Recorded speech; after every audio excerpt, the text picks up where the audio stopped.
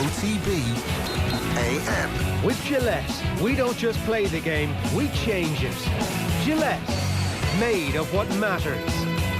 And a very good morning to you. Welcome along to Wednesday morning's OTB AM. It's Gilroy and Will O'Callaghan with you all the way through until 10 o'clock this morning. Coming up, Meath All-Ireland winner Evan Kelly, Andy Mitten talking about Manchester United's transfer season so far, all this morning's breaking news and much more besides. First though this morning, activist, academic, community leader and a hero of the civil rights movement, Dr. Harry Edwards spoke to OTB last night. Have a look. Were they close to a boycott in '68? I think that there was so much arrayed against us. I knew that we were opposed, but it was not until I got my FBI dossier under the Freedom of Information Act, which as it turns out, was over 3,000 pages of dispatches, documents, lectures. They had informants in my classes where I was teaching, as well as my Cornell University dissertation, which was 1,104 pages long. Ultimately, it became the first integrated textbook in the sociology of sport, and a copy of the revolt of the black athlete. There's a broad array of stuff in there. But one of the things that I found out was that I was on J. Edgar Hoover's ADEX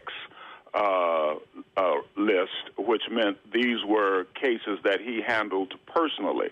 And when I got his checkoff sheet to where my information and documents went, I mean, it was from the State Department, CIA, to military defense, the FBI, of course, all local police jurisdictions where I might be lecturing or where I might be living or where I might be involved in some conference and what have you. It was not until I got my information from the Freedom of Information Act that I understood how broad and powerful the forces were allied against us. And this does not even get into the athletic interest. The NC2A, where 80% of Americans Olympians were developed, the United States Olympic Committee, and of course my old nemesis, the arch anti-Semite and racist Avery Brundage, did everything that he could to make sure that any athlete that was identified with the Olympic Project for Human Rights would be watched very, very carefully. So we had a chance, but a limited one, and still there were athletes who did boycott. Kareem Abdul-Jabbar, Lucius Allen, Mike Warren, most certainly Wes Unseld, Bob Lanier. A lot of athletes simply said, you know what, no, we got to send a message on this one, and they did. And I think to the extent that was not completely overrun and washed over by the counter information, such as Kaepernick and these athletes are even up against today. They made a heck of a contribution. Talk to us, Harry, about just how significant you think it is that this is not just now Kaepernick effectively on his own and consequently ostracised, but this is entire teams. It's entire leagues. I mean, we're talking about Major League Baseball, Major League Soccer, we're talking about the NBA, we're talking about the NFL, and everybody knows that it's not over, that we're one extrajudicial murder at the hands of the police or at the hands of some other racist interest for this thing blows up altogether. The major difference is this. As I stated, Kaepernick was making a statement. He was protesting. He was demonstrating. He was making a statement. These athletes are boycotting. That is sending a message to all of the interest and stakeholders in terms of what they do as athletes. When you have baseball players coming out to the field before the game, then going back into the locker room and say, we're not going to play today. Hey, that's the television networks. That's the sponsors. That's the people who are sitting at home waiting on a game to start. That's the owners. That's the league. That's the other interests who have a stake in those games being played. And the same with the NBA. The same when Naomi Osaka decides she's not going to play a round of tennis, or Serena decides she's not going to play a round of tennis. All of these changes put pressure on stakeholders who really can make things happen. The owner of the Milwaukee, Wisconsin Brewers can pick up the phone and call the governor and say, hey, we got to bring an end to this, because this has now come over the stadium wall, and it's impacting not just me as the owner, it's impacting all the concessionaires, the hotels, the restaurants, and so forth that are involved here. So that is something that most certainly can have an impact. And I think that this change is reflective of that. This is a new era in terms of strategies and tactics going forward. I know you had conversations with several NBA players Wednesday night, maybe Thursday morning as well, and a couple of coaches. What's the general sense of feeling you get from them? What advice did you give them? I'm sure they're looking for some kind of strategy going forward. Well, they are involved in a very complicated set of circumstances. First, you have the confluence of four factors that they're trying to deal with. One is overarching, and that's the pandemic that has changed the very character and structure of sports organization and operation in American society today, and probably worldwide.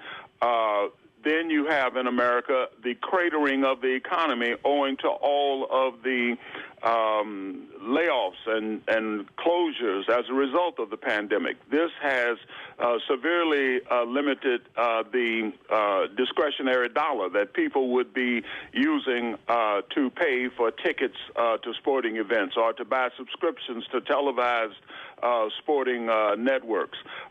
Then you have a social justice movement, which is the largest protest movement in American history. It has enveloped everything, including sports. It's sitting right in their locker room, in their facilities, in their stadiums. And then, of course, you have what is probably the most consequential presidential election in this country since 1860, when Abraham Lincoln was elected president. The choices are that stark. And so all of that is now weighing down on these athletic enterprises, especially those where a majority, an overwhelming majority, 70 to 80% of the players that they put on the court or that they put on the field are black. It is weighing down on them because they know that they cannot separate out those athletes upon whom they are dependent as their sports product from the circumstances that those athletes are awakened to, and in point of fact that they share. LeBron James and Carmelo Anthony and Chris Paul and all of these great athletes know that the only reason it was George Floyd that a cop was leaning on with his knee instead of them was that they were not there.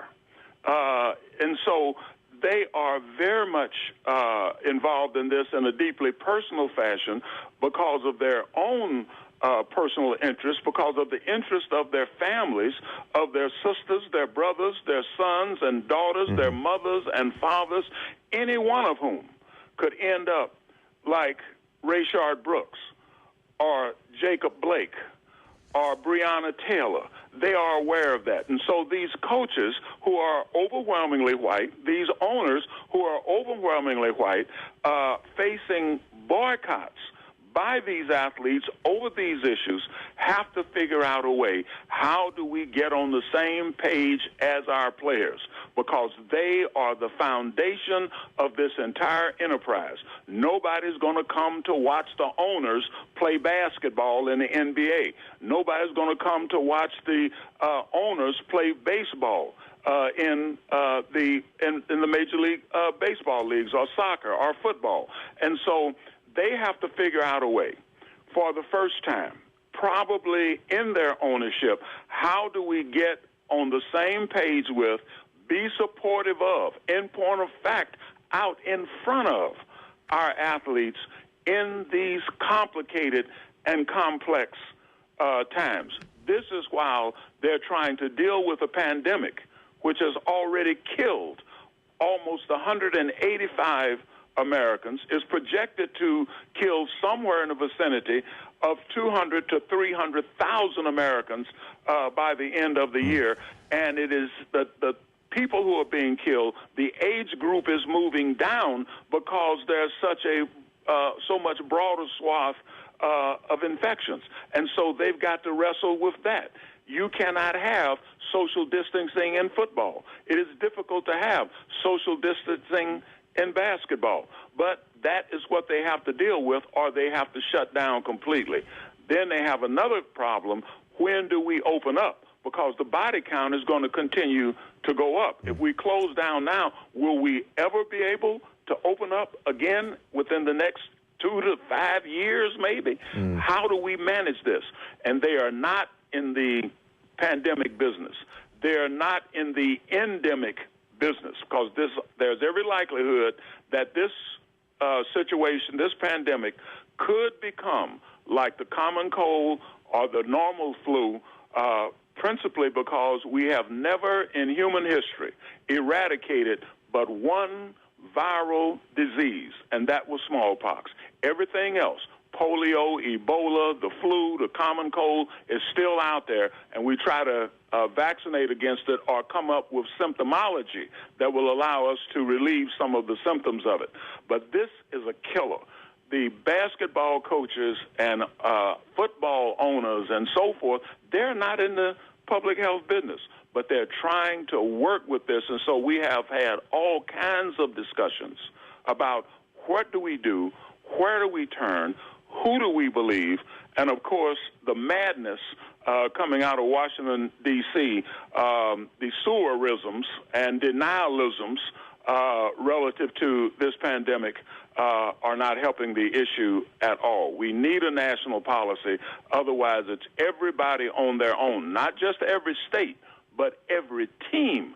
And that's a very dangerous situation where teams are playing each other. Okay. If you're just tuned in, we're talking to Dr. Harry Edwards.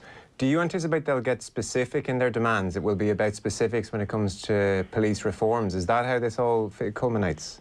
Oh, yeah, that has already happened. The Baltimore Ravens have put out a, I think, very insightful, very doable list of demands that go from federal laws that will eliminate some of the latitude that local prosecutors have in terms of charging and trying police officers who are caught on tape murdering citizens.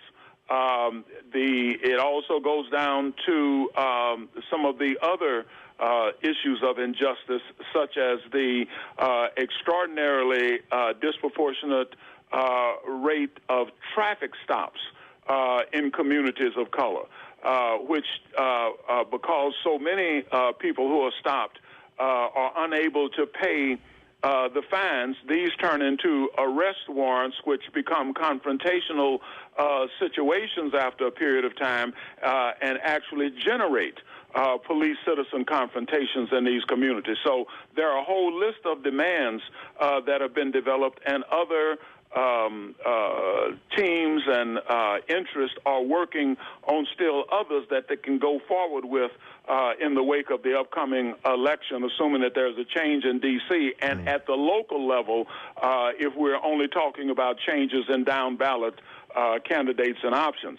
I think also that people like Chris Paul and LeBron James, who reached out to the president, not this guy in D.C., but President Barack Obama, and asked for his advice, made a very wise move, because he also came up with some suggestions in terms of voter registration, organization, mobilization around the upcoming elections, not just in terms of the presidential part of the ballot, but downrange issues, propositions, and candidates who may have a greater impact in terms of dealing with this extrajudicial killing, arrests, and so forth than could ever come out of Washington, D.C. in a timely fashion. So there are a lot of things in the mix.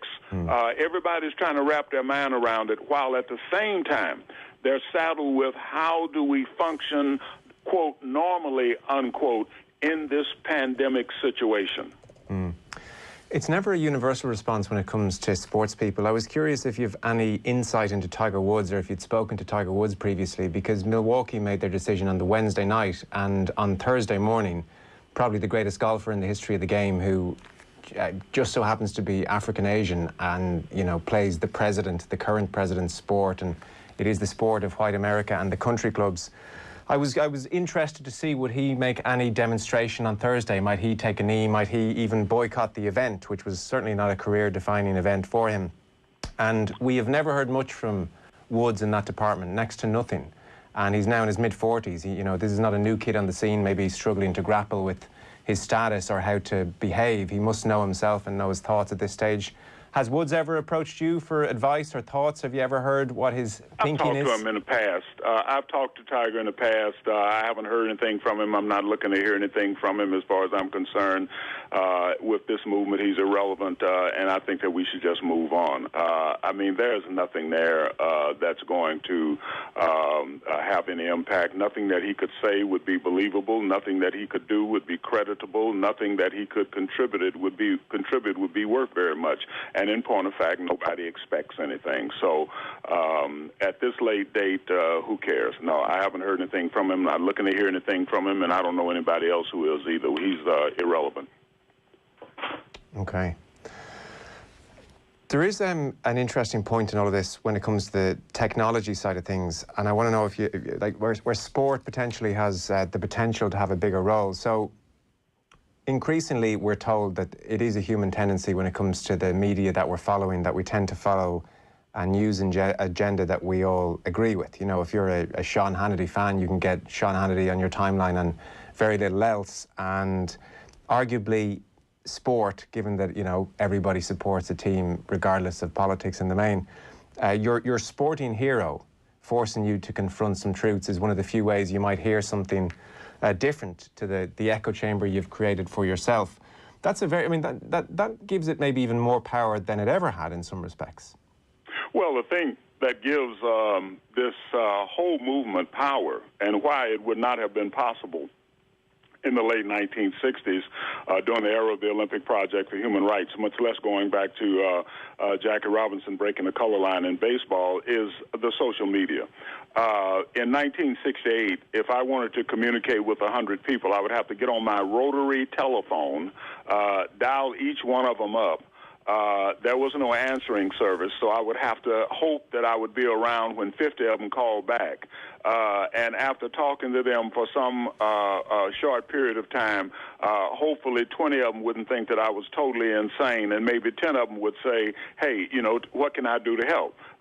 But today, athletes and other people involved in this protest movement can simply go online, input their message, link it up through their Instagram or text messaging or email list or Twitter account, and hit the single most powerful word in any language in human history, S-E-N-D. And all of a sudden, it goes out to millions of people. They send it out to all of their contacts, and before you know it, it's like Colin Kaepernick. You have 10, 12, 15, 20 million people who are tuning in to your perspective on this.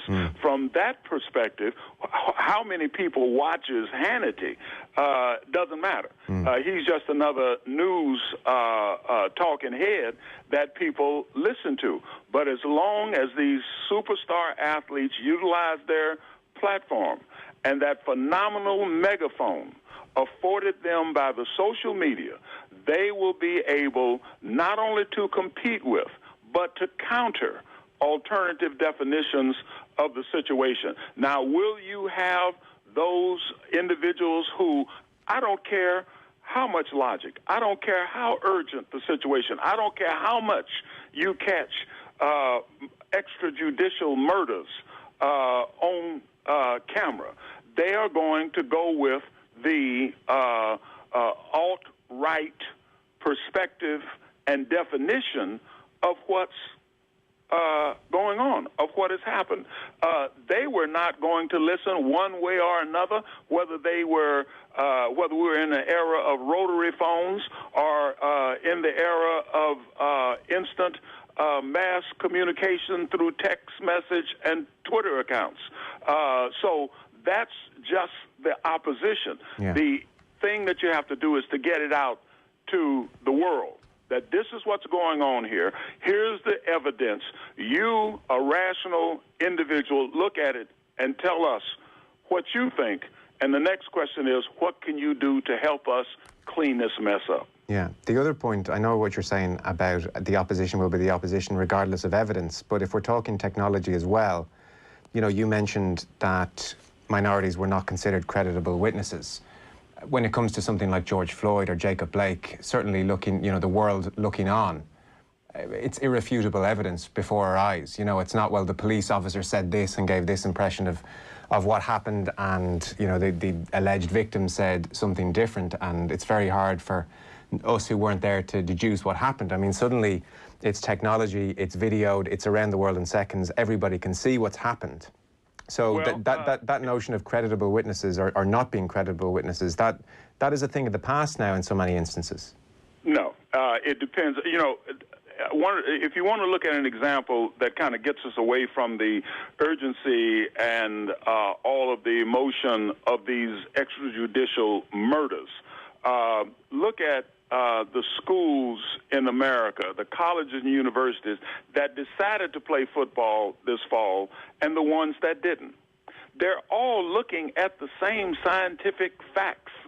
These are educators. These are people on their campuses in their biology and immunology and other departments who are advising them on what steps the university should take, whether they should open at all. But yet, you come up with some schools that open and have football this fall, others that don't. And if you look at the big Power 5 conferences, for example, in America, you have the Pac-12, which is Washington down the West Coast into parts of Arizona, including you have UCLA, USC, Cal, Stanford, these schools, and you have the Big Ten, which is largely upper Midwest, Ohio, Michigan, Illinois, Iowa, and so forth. They are not playing football this fall. But you have another set of schools, beginning with the Big 12, which is Oklahoma, Oklahoma State, Baylor, Texas, TCU, swinging over into Arkansas, Louisiana, Mississippi, Mississippi State, Alabama, Auburn, Georgia, swinging up the East Coast to Florida State, North Carolina, South Carolina, Duke, and so forth. You don't have to be Sherlock Holmes or Robert E. Lee to connect those dots. What you're essentially looking at are a group of so-called red states that are looking through a political prism that is denying the virus and its impact, who have no mask mandates from their governors in those states, and who essentially buy into the notion that the urgency of this pandemic is a left-wing media hysteria put together and promoted in order to threaten the re-election of the guy sitting up in the Oval Office. That is what, you connect those dots. That is essentially the Old South. That's deep red Trump territory, whereas other conferences have a predominance of states that have at least mandated mask wearing, that do not see this pandemic as a left-wing hoax. So when you have the same facts, but you go to not just different but contradictory definitions and outcomes relative to the choices to be made, you can't look at the facts anymore. You can't look at the fact that there was one response when Kaepernick took a knee against injustice, and in that same camp, there was a different response when a cop took a knee on a black man's neck in living color at prime time until he was dead, and say, well, the facts are clear. Well, the facts are never clear. It depends upon what prism that they're looking through. So this war over definitional authority has never been higher. It has never been more germane. So far from being a factor of the past, it is more urgent now that we engage that struggle over definitional authority because the outcomes involved are so critical. A last point then, where does this fifth wave take us in the short term? I'm talking over the next year or two. Where do you see things going? Like, will there be more boycotts when there are further incidents, for instance? Do you anticipate that? Well, I think that what we're looking at is something that I stated in 1968 when a reporter asked me what difference did I think that the Smith-Carlos protests would make if Jackie Robinson breaking the color line didn't have didn't bring a final resolution to this whole issue of developments at the interface of sport and society. And my response was that our circumstances are dynamic and diverse. Our struggle, therefore, has to be multifaceted and perpetual, and there are no final victories. The outcomes of this situation with this fifth wave of boycott efforts, not protest efforts, not texting, emailing, Instagramming, and Twittering efforts where sentiments are expressed, not protest efforts where statements are made, but boycott efforts where messages are sent to all stakeholders that we're going to stop business as usual until you apply your assets to help us resolve this issue. This will not be the final victory. Just as surely as other circumstances will emerge, there will be other waves of athlete activism because sport and society are inextricably intertwined.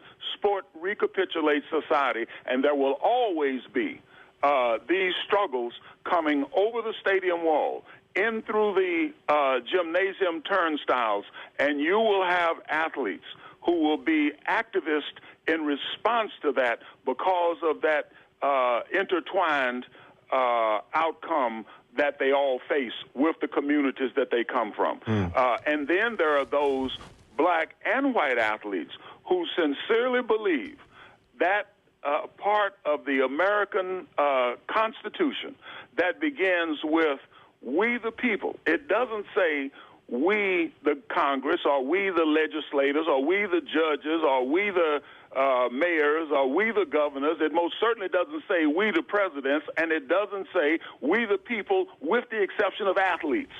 They see themselves as having a fundamental responsibility to use their platforms, to use their tremendous megaphone to do everything in their power to meet that mandate of we the people to form that more perfect union. And that's black athletes and white athletes, and I think that that is going to continue.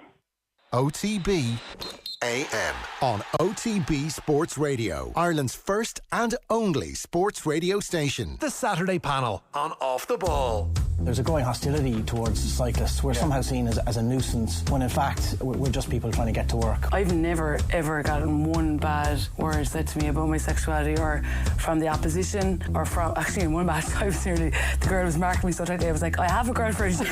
I'm not the person I was 10 years ago, and that doesn't worry me. I know I can play good enough golf. Don't miss the panel every Saturday afternoon, only on Off the Ball.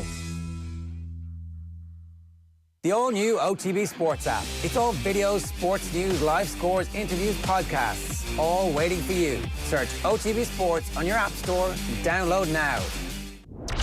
OTB AM. With Gillette, we don't just play the game, we change it. Gillette, made of what matters. And you're very welcome back. We've got a very busy show for you. If you've just joined us or if you're a podcast subscriber, then you've missed the brilliant Harry Edwards in conversation with Joe from last night's Off the Ball, talking about the situation as it stands in the States. And if you did miss it, go and search it out on the OTB Sports app.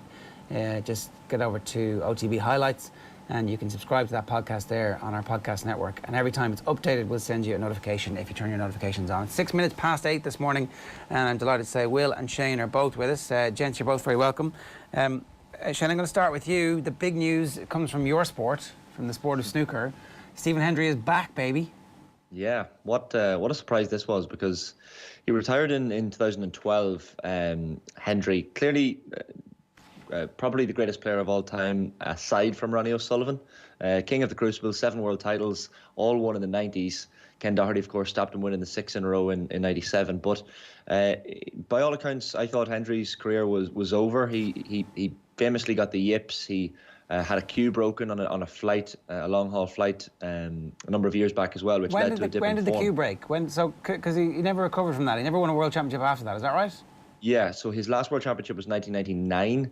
I think he lost a final then in 2002 to Peter Ebden, but never really regained the form that he had. Look, he did hit a maximum break in 2012 at the Crucible. On his way out the door. Most recent. Yeah, exactly. So like it was a nice achievement, but the cue broke. I think it was in the early to mid 2000s. So previous to 9/11, of course, players could bring their cue on board a flight, but after that happened, cues had to go in the undercarriage. And Hendry writes about it in his book, Me and the Table, where he talks about this incident and the impact it had on him. I mean, Ken Doherty has played with the same cue all his career. He still plays with the cue he won the World Championship with, and the cue he played as a kid with. So it has a massive impact for a snooker player, and he just wasn't the same player. So he had a decent World Seniors tour last month. Stephen Hendry lost a semi-final to his old nemesis, Jimmy White, but did not see this coming. So a 2-year tour card for Stephen Hendry, quite a surprise.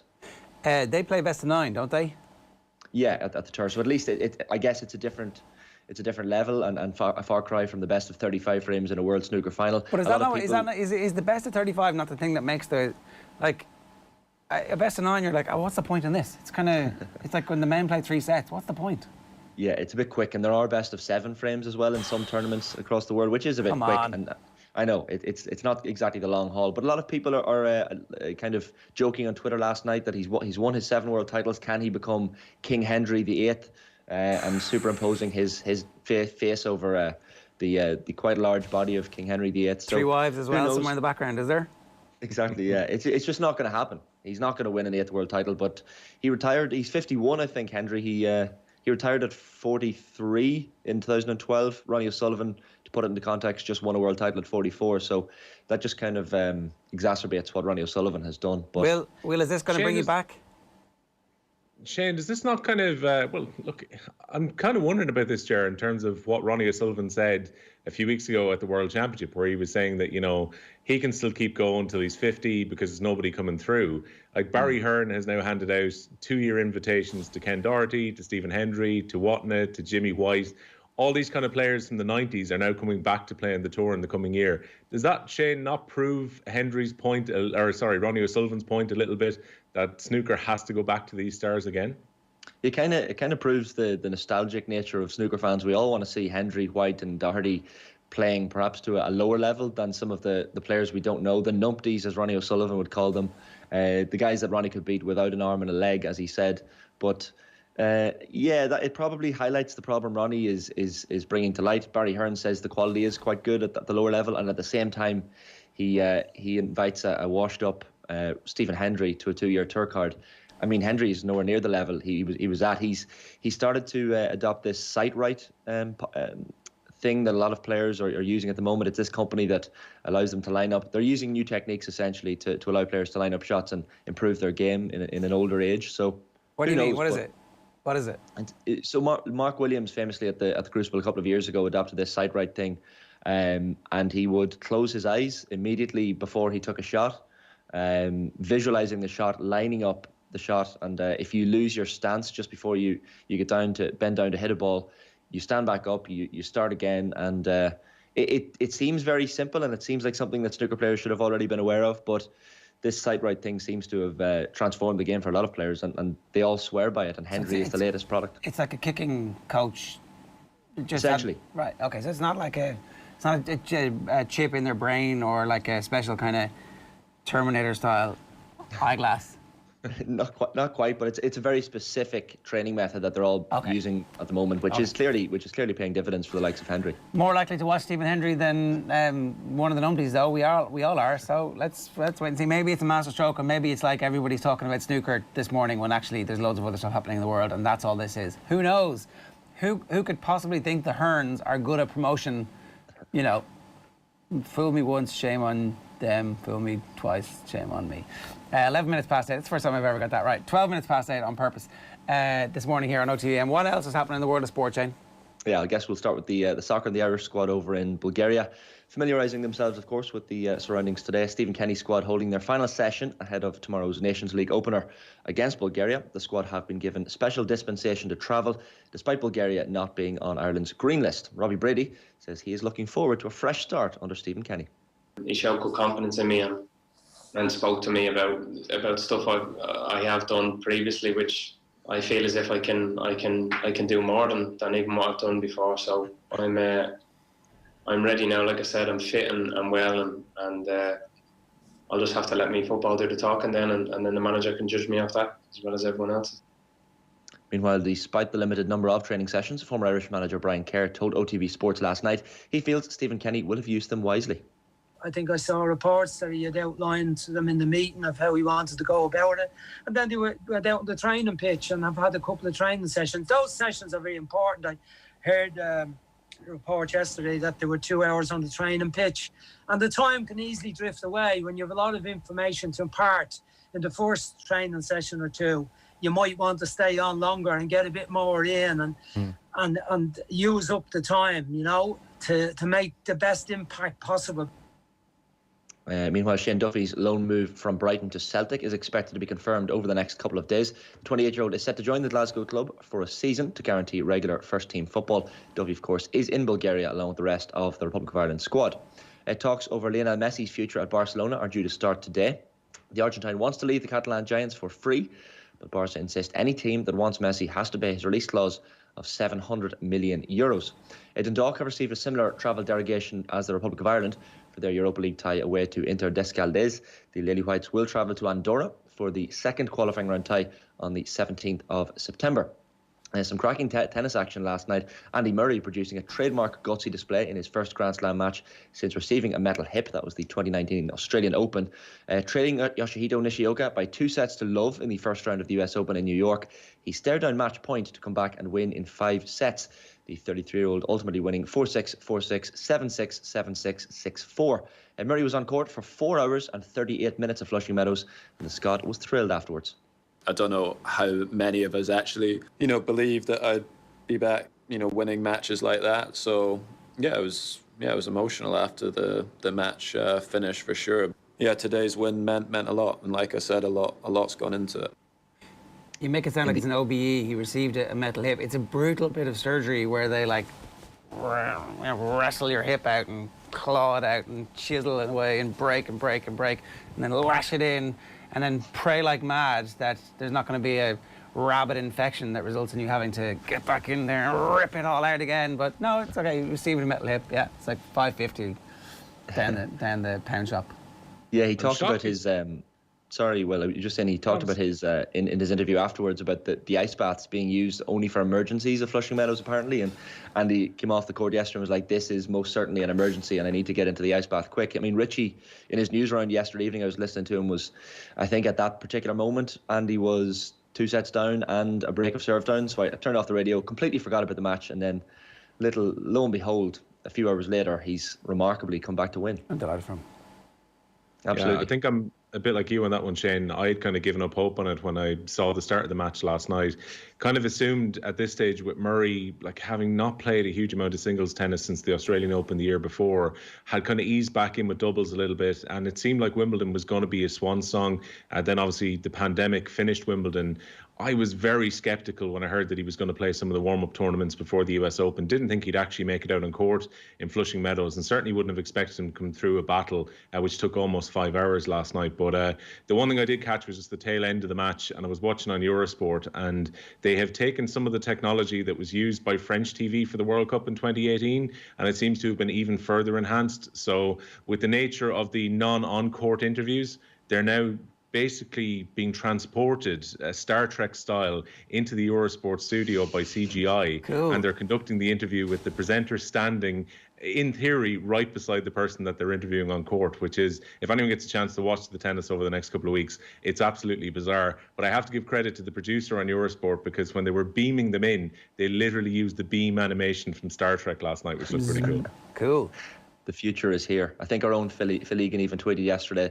Andy Murray started that match off as British, then he became Scottish after two sets, and then finished as British again after he finally won. So an extraordinary win for Andy Murray. There was action in the ladies singles as well. Serena Williams seeing off Christy Ann in straight sets in the first round. She's 38-year-old, of course, went a breakdown in both sets, but recovered to win 7-5, 6-3 in an hour and a half. She's bidding for a 24th Grand Slam crown. Fortunately, her sister Venus lost 6-3, 7-5 to the Czech 20th seed Karolina Muchova for her first ever opening round exit at her home Grand Slam. And some news that broke this morning: Gold Coast Sun and former vice-captain Pierce Hanley has called time on his AFL career. The 31-year-old played 169 games throughout his career in Oz after making his debut as a 19-year-old back in 2008. The Ballydureen clubman last lined out for his native Mayo back in 2007 against Derry in a qualifier. It said on the press release from the club that he was looking forward to getting him back involved in his, or more, spending more time with his business interests. We all know that every Mayo man has only one bit of business, and that's winning Sam Maguire. Surely, the bat signal has gone out to the Gold Coast. What are we, 14 days away from, could he quarantine, bring it down a little bit? It's the second, technically. He could already be on an airplane, crossing the international date line, getting one of those days back, 14 days in quarantine, fit and ready to go for inter-county training. What stops this happening, lads? What stops Mayo getting Pierce Hanley back in the team by the time the All-Ireland semi-final rolls around? Could be an interesting one, because he might have been inspired by his old clubmate Andy Moran's performance for Ballydureen on telly last weekend. So who knows? He's only 31. I mean, there's no reason why he can't come back. Come on, get back! It'll be like the Christmas. We're going to blink and it'll be Christmas, and it'll be Christmas All Ireland. As we've said on this show, green and red, Christmas, Mayo, green and red tinsel and baubles on the tree. It's perfect. If he can be convinced, like, he'd be a massive boost to the Mayo footballers coming into the championship this year. And it might be one of those kind of unique situations now that he's retired, coming out of the Australian winter. If even they could convince him to say, look, we've got a condensed championship, will you come back and give us just this winter here in Ireland and go back and take care of your business interests in Oz when you're getting into the middle of the summer there in a few weeks' time? Like, it's surely, if you're James Horn, you're all over this, and you're texting this morning saying, look, just come back and give us a couple of months to try and win a Sam Maguire. Yeah, 100%. Last story, Shane? Yeah, last story. Sam Bennett going into today's fifth stage of the Tour de France, level with points race leader Peter Sagan. Today, the peloton make the 183-kilometre trip from Gap to Privas. Bennett's quick-step teammate Julian Alaphilippe wears the leader's yellow jersey, but holds just a 4-second lead over Adam Yates. Nicholas Roach, best of the Irish on general classification, starting today 45 seconds down in 24th. Good stuff, Shane. Thanks for that. More from Shane across the day on otbsports.com. A reminder, of course, OTB AM is live in association with Gillette. Good morning. Start with Gillette, giving you the confidence to tackle the day ahead. Now, you might have seen our interview with Paul Early, the Roscommon legend, earlier on this week. He was drumming up support and awareness for their 2020 All-Ireland Cycle. Check out allirelandcycle.ie. The race is underway with over 800 people having signed up already. They had big targets. They wanted 1,000 people to cycle 100,000 kilometres in 10 days and raise 100 grand already. They're very close to getting 1,000 registrations. 150,000 kilometres have already been cycled, and that are at about 60 grand raised. So they just need to get a little bit more in the last few days of this to hit their target. And it's all in aid of the National Breast Cancer Research Institute.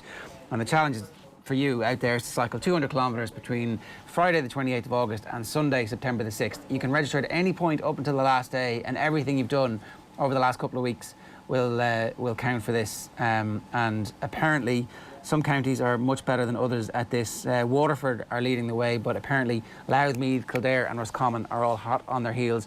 Tip and Dublin not doing so well. So if you are in Tip or Dublin, now would be a great time to get involved. Check out their Facebook page, All Ireland Cycle. All the updates are going to be on it, and allirelandcycle.ie is the website to register on. They want 25 quid to sign up, and then you can raise more money if you want, and you can do more than the average of 20k a day for 10 days, and it's all for a really great cause. Some brilliant high-profile names involved: Michael Donlan, Sean O'Dupuer, Kevin O'Brien, Declan Brown, Colin O'Rourke, Senan Connell, Kieran Power, Eve McChrystal are all some of the well-known sports stars who have done the event. And one of our the other participants is our next guest is Evan Kelly, the former Meath footballer. Evan, good morning to you. How are you?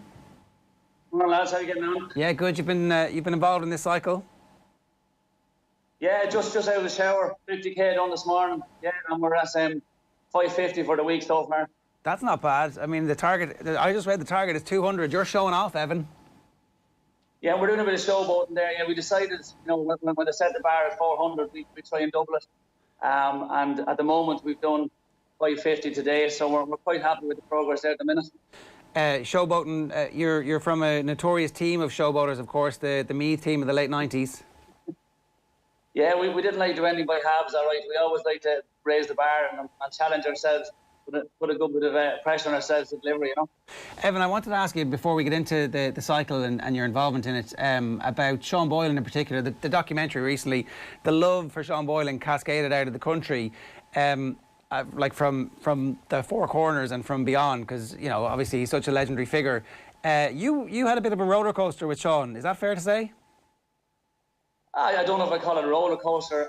Sean Boylan is a fantastic man and a great person outside of football, as well as that's what he's done for the Meath people in general. But Sean is a gentleman, I suppose you could call it a roller coaster. I was there for 10 years, and it was ups and downs, high points, low points, but overall, fantastic experience and privileged to be involved with him and all the lads that I met along the way.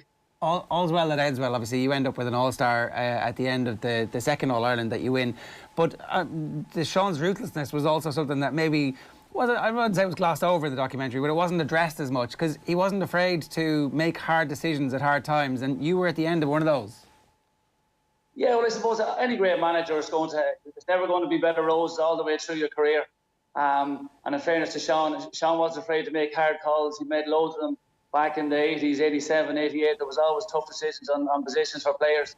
I suppose I was on the receiving end for the replay in 96. That's just football, that's the way it goes. Sean made a call, it had to be done, took me aside, told me what was going to happen. And but having said that, he stayed with me for the next 2 years. And by 99, he had me fully installed again. And the rest is history, as the man said. Well, I look, we can talk about this nice and calm and relaxed now, and there's no bitterness, because obviously you do end up having an absolutely amazing season in 99. Would you have been as good in 99 if you hadn't had that little pang of regret about not getting on the team for the replay? Oh, well, there's no doubt about it. I did make a commitment to myself. I said, if this ever happens again, I'm going to make sure that I'm going to take the decision out of his hands, and I'm going to make sure if I ever get a chance to play in Ireland again, I'm going to grab it with both hands and make sure that he can't leave me off the team, Is that just... Evan, how does that conversation go down? I mean, Sean Boylan obviously approaches you. He wants to tell you, I presume, before the team is publicly named. But how does a conversation like that work when you're being told you've been dropped for a big game? Well, I'll be honest with you probably know yourself after the draw match that you're under pressure. So generally the way things used to run those days, we'd be out kicking around in Dalga Park, and the selectors would be doing their thing. And if you were called over to the sideline for the one-on-one conversation, you kind of knew what the outcome of that was going to be. And in fairness to Sean, you would have been the very first person to know. You wouldn't be hearing about it second-hand off anybody else, or you wouldn't be hearing about it in the media, so to speak. You'd be the first person to be told.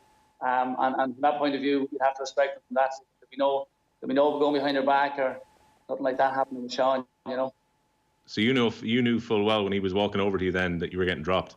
If you got the curly finger to go to the sideline to have the one-on-one conversation, you knew well that your jersey wasn't going to be yours for Sunday. But that's football, sure. All the great managers down through the years, and even the current managers have to make hard calls, hard decisions. But as I said, he stuck by me for the next couple of years and gave me the chance to redeem myself, so to speak. It's also, he's got such a great way of delivery where he always feels on the verge of laughing at some punchline that nobody else has heard. So I wonder if, like, even when he's giving you devastating news, he does it in such a nice way that you're like, OK, fair enough, geez, I suppose he's right. Yeah, well, Sean is such a nice person outside of football that, you know, even a hard conversation with Sean, you come away from it feeling, well, there's some positive to be taken from it. Sean will probably always remind you of the good games you had prior to it. And that, you know, listen, things just aren't working out at the moment, but you will come back again, and you go away from it feeling, while I might be playing Sunday, the chance is still there for me to get a run the next day or the game after. But he had a nice way of giving you bad news, all right, that's for sure. That team then went on to have like some of the best games and be involved in some of the best games. The 3-game series against Kildare, they were a free scoring team. So being a forward in that and being a hard working half forward, what were your specific instructions? What was your role and what was your ambition in the team? Well, back in the day, you know, those days tactics weren't sort of as relevant as they are now. It was every man had to deliver in his own area, whether you were a corner forward or a wing forward. And generally, the plan would be to get the ball up to the finishers, the Ollie Murphys, the Graham Garrity, Trevor Giles, these lads, get the ball up to them, and it was all out attack. There was no such thing as a short kick out those days. Pick up the breaking ball and get it into the forwards, try and get over the bar as many times as we can and as often as we can. That was it was fairly basic in Route 1 football, but it was effective enough at the time. Would you have been marking Martin O'Connell in training a good bit then? Yeah, you would have marked Martin O'Connell, Lennon McManus, you know, the wing backs, the Paddy Reynolds, these were. If you were able to go toe-to-toe Paddy Reynolds at training, you know, by the time match came around, you were fit for anybody. You know, there was lots of good Mark Riley's and Darren Fays and all these lads. If you were marking those in a training match, you knew all about it. Every single one of them a beast. Yeah, like as I said, I've already left a few out there now. The Donald Purse, Donald Purse was a title man, Cormac Sullivan, Cormac Riley, all these lads. They were tough men to train, that's for sure. Yeah, I'd say peaceful training sessions. Yeah, peaceful training session behind closed doors, obviously, yeah. And no cameras and no evidence except the bruises that you bear afterwards, physically and metaphorically. It was all the mental scars you had to deal with afterwards. Yeah, there was no evidence, really. Come here, when did you realise that the team that you do win the All-Ireland on, and you know, you have a very important role in that, when did you realise that team was going to be good enough to win an All-Ireland? Or did you kind of feel that every year you were good enough at that stage? Yeah, well, I don't even think you probably say it every year, taking that you're good enough to win it. Whether you do is found out as the year wears on. Obviously, in those days, you know, there was lots more. There was a straight knockout, and you had more time between matches to address injuries and recuperate. I think in '99 we only played 5 matches, and there was a month in between each game, and you would have back played with club football. So it was just a different era, different times, and you know, every match was taken on its own merits. You wouldn't look that far ahead either, but. You know, once obviously the main objective was to get out of Leinster. And once you get out of Leinster, you know, depending which way the provincial draw went, you had a 50-50 chance of winning a final. And then obviously once you get to a final, sure, you're back to you have a good chance of winning. So there was only 5 games, I think, in '99, and we won them all. And I suppose a bit of luck along the way, and your form is obviously comes right at the right time. A lot of things have to line up for you. And I think a lot of luck comes into play too. Your form was obviously good the whole way through, otherwise you wouldn't even have been in contention to win an All-Star. So what do you put down the form from '99 being so good to? Well, I was very lucky at the time. In '98, I was playing with Hendry there. We won the Junior Championship, and we went on and won the Leinster Junior Championship, but that didn't finish up for Christmas. And then we were straight into the '99 season. You know, the league would have been running through at the end of the year and started January, February. And, you know, as I said, you're just glad to be in the mix, to be in the panel of 30 at training. Train as hard as you can, try and get on as many games as you can, try and play as many league matches as you can, try and get as many scores as you can, all that sort of stuff. And just hope to God that by the time May comes, that you're in the shout for a starting berth in the first 15. So you didn't have time to winter well because the club was going great guns in... I think the final was on the 4th of December. And so Christmas went very quickly, and then you're back. Sean Boyle had a set in January again, but I ran right through at a late season with the club, and that probably, when you look back on it, that was probably the catalyst that got me onto I'll be back in business with Meath and not having a downtime, I suppose, from September right through to January helped me in that respect, fitness-wise and form-wise. And was there ever any point where Sean said to you, right, you're in the team now, you're one of my leaders, Evan, you've been through this before, I know I can trust you. Was it as expressed as bluntly as that, or was it always just kind of like, oh, sure, look, he's in the team, someone's going to have to take him out? I don't think that there was actually ever a conversation down those lines, but the fact that you're getting the chance to play every day and every week sort of tells you its own story. Sean puts the faith in you, and obviously when someone puts the faith in you, you have to return it with twofold. So Sean mightn't come to you directly to say that, but the fact that you're playing and you're one of his 15 or 20 or whatever way it is, that's as close as a message you're going to get. I suppose that's the other side of the man management is when he lets you down, he's going to let you down gently, but everybody's kind of on edge the rest of the time because there's a competition for places. Absolutely. We would have had A versus B games where he would have bring in other lads from around the county to keep us on our toes. And then you're conscious of, am I on the A team rather than am I on the B team? And if you're training hard, like Sean would have trained us very hard, and if you're training well, Sean would have done most of the training himself. It wouldn't be a case of he'd chop out the training and somebody else. He would do the training himself, so he'd monitor you when you'd be training, so he'd know what you were at and how you were going, and which all those things would lead into whether you're going to get a start or whether you're going to come on or whether you're going to be on the panel at all. Because there was massive competition to be on the panel in those days. The team was the holy grail. The panel was great too, Who was better, Garrity or Giles? Oh, no pressure in that one. Listen, it's very hard. It's very hard. Both players were fantastic, phenomenal players, for different reasons. There was no better man off a place ball than Trevor. No better man to cover ground than Graham. Where do you start or where do you end of that conversation? I was just delighted to be in the pitch at the same time as those lads, and we gelled and we got on well, and we got very well off the pitch as well, which was a big help.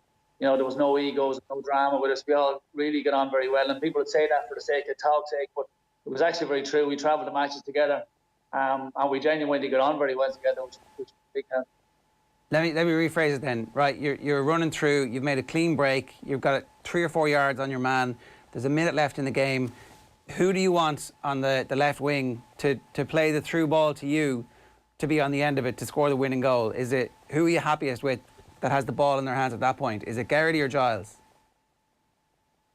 God, you're going to put me on the spot now. I suppose I think it was 2002 we played Loud in Crow Park, or in not Crow Park, in Navan. I think Graham ended up on the end of the ball for one of those goals. But there was no better goal poacher either than the Graham. To be honest with you, Graham knew how to find the back of the net, that's for sure. Evan, you're not giving me an answer here. I see what you're doing. We've been around this block a little while.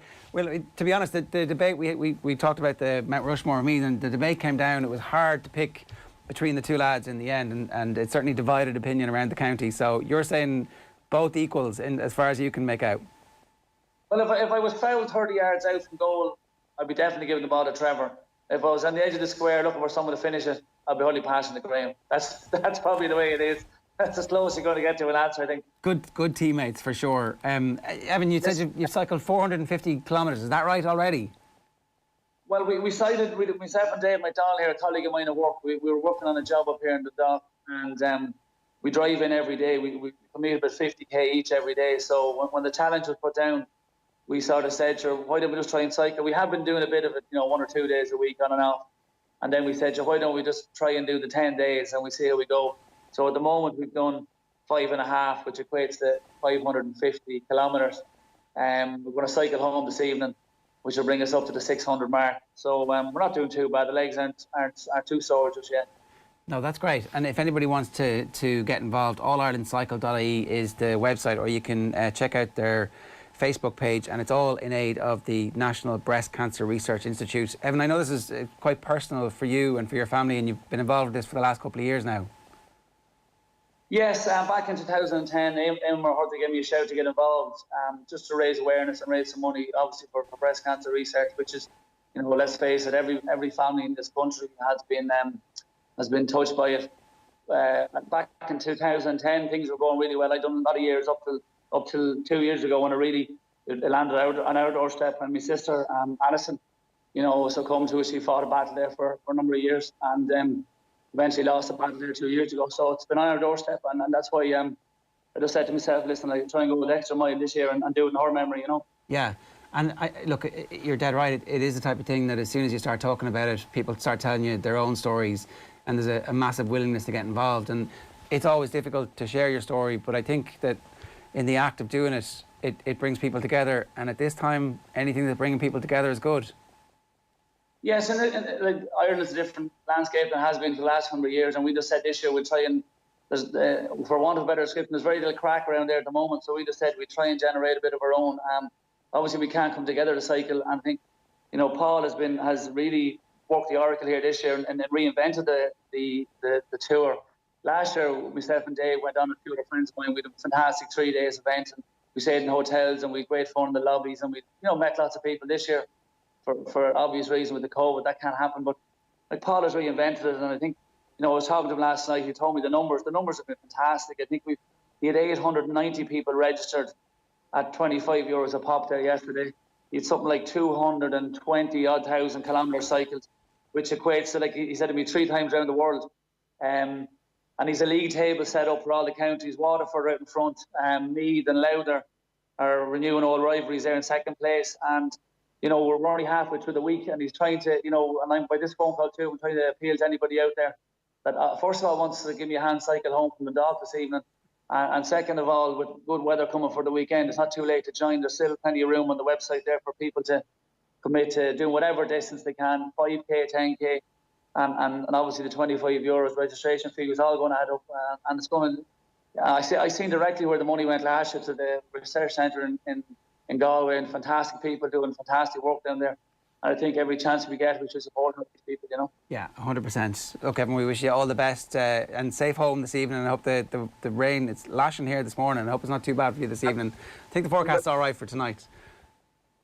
The rain only bounces off us. We're okay. We're not made of sugar. Definitely not. Anybody who survives training against those lads. Evan, good stuff. Thanks a million, man. Cheers. Very much, lads. Appreciate it. It's Evan Kelly, allirelandcycle.ie, and you should check out the interview that we did with Paul Early last week to launch this. But as I've said, it's a very good cause, the National Breast Cancer Research Institute.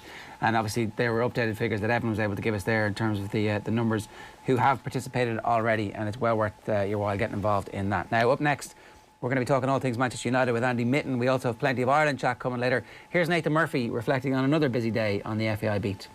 I think it's very different from when we were right in the heat of the FAI crisis under John Delaney, when public opinion had very much gone against him personally and the FAI in general. I think a lot of fatigue has crept in terms of FAI governance matters, that there's so many different angles to this. Even last night, with the importance of the EGM, has been overshadowed by something else.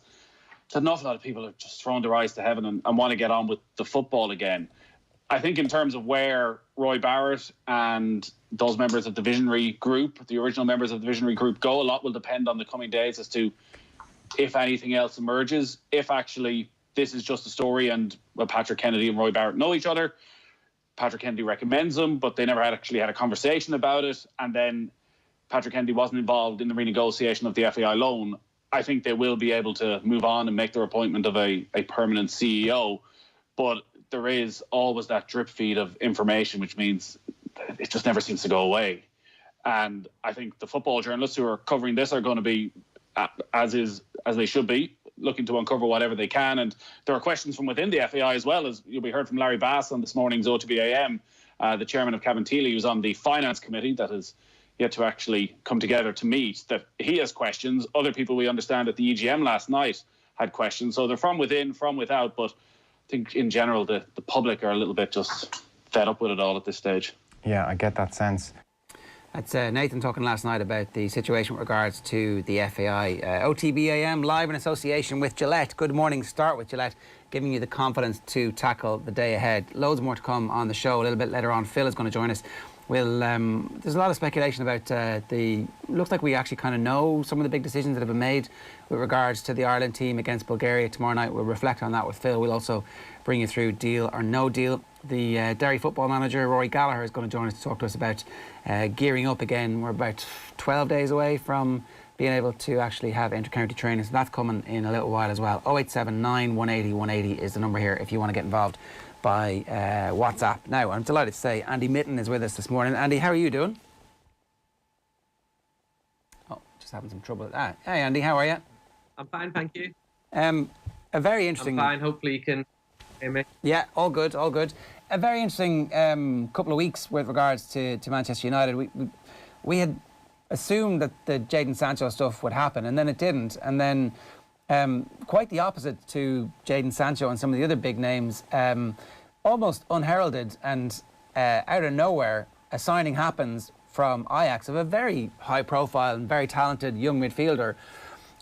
Is there a change in how Manchester United are doing business? Are they going to try and announce signings that aren't generally in the public sphere before actually they become sagas? Is this a new way, perhaps, that they're going to start trying to treat things in future? I don't think so. The club have got a real problem in the noise around transfers, in that they can't control it, and they're forever being linked with players where there's absolutely no truth in it. And agents link their players to Manchester United. It does their players no harm. It does the agents no harm. But in most cases, there's absolutely nothing in it. You mentioned Jadon Sancho. He was and is Manchester United's #1 transfer target for this summer. Getting him is going to be difficult. Borussia Dortmund have named their price. That price would be a record for Manchester United at a time when there's a lot of instability around the club, and nervousness going forward about how the season's going to pan out in this COVID world, how revenues from broadcasters, from sponsors, from matchday revenues are going to be hit. With Van de Beek, United have watched him for a while, but it was only in the last week that negotiations came on really strong. They were concluded. Well, I say concluded. I'm told that they've absolutely been concluded, and that the official announcement is imminent. Pretty efficiently, and it would be nice if all transfers could be done this way. He's a very good player. He's not a Sancho class player. You know, that's the feeling within the club, that they're signing someone who is the right age profile. He's come through a very good academy. He's got Champions League experience. You know, I saw him play. The only time I've seen him play live was against Real Madrid in the Bernabeu. That's probably the best game of football I saw last year. And he's young. United feel that he can get goals from midfield. And the signing's been welcomed. If it's the only signing of this summer, then that won't be seen as being good enough for Manchester United. Ole Gunnar Solskjaer said in March that he was still 2 or 3 players short of a team capable of challenging for the title. So fans want to see those 2 or 3 players. From the club's perspective, very difficult to bring in top players at the moment. And fans will point to Chelsea. They're owned by a Russian oligarch. Their circumstances financially are completely different. Manchester City's financial circumstances are very different as well, especially in they're seen as being vindicated and successful after their scrape with financial fair play. A few months ago, it looked like they were not going to be able to play Champions League football, which is worth about £75 million to a club. Now they are. So there's Chelsea and City, and then there's the rest, including Manchester United.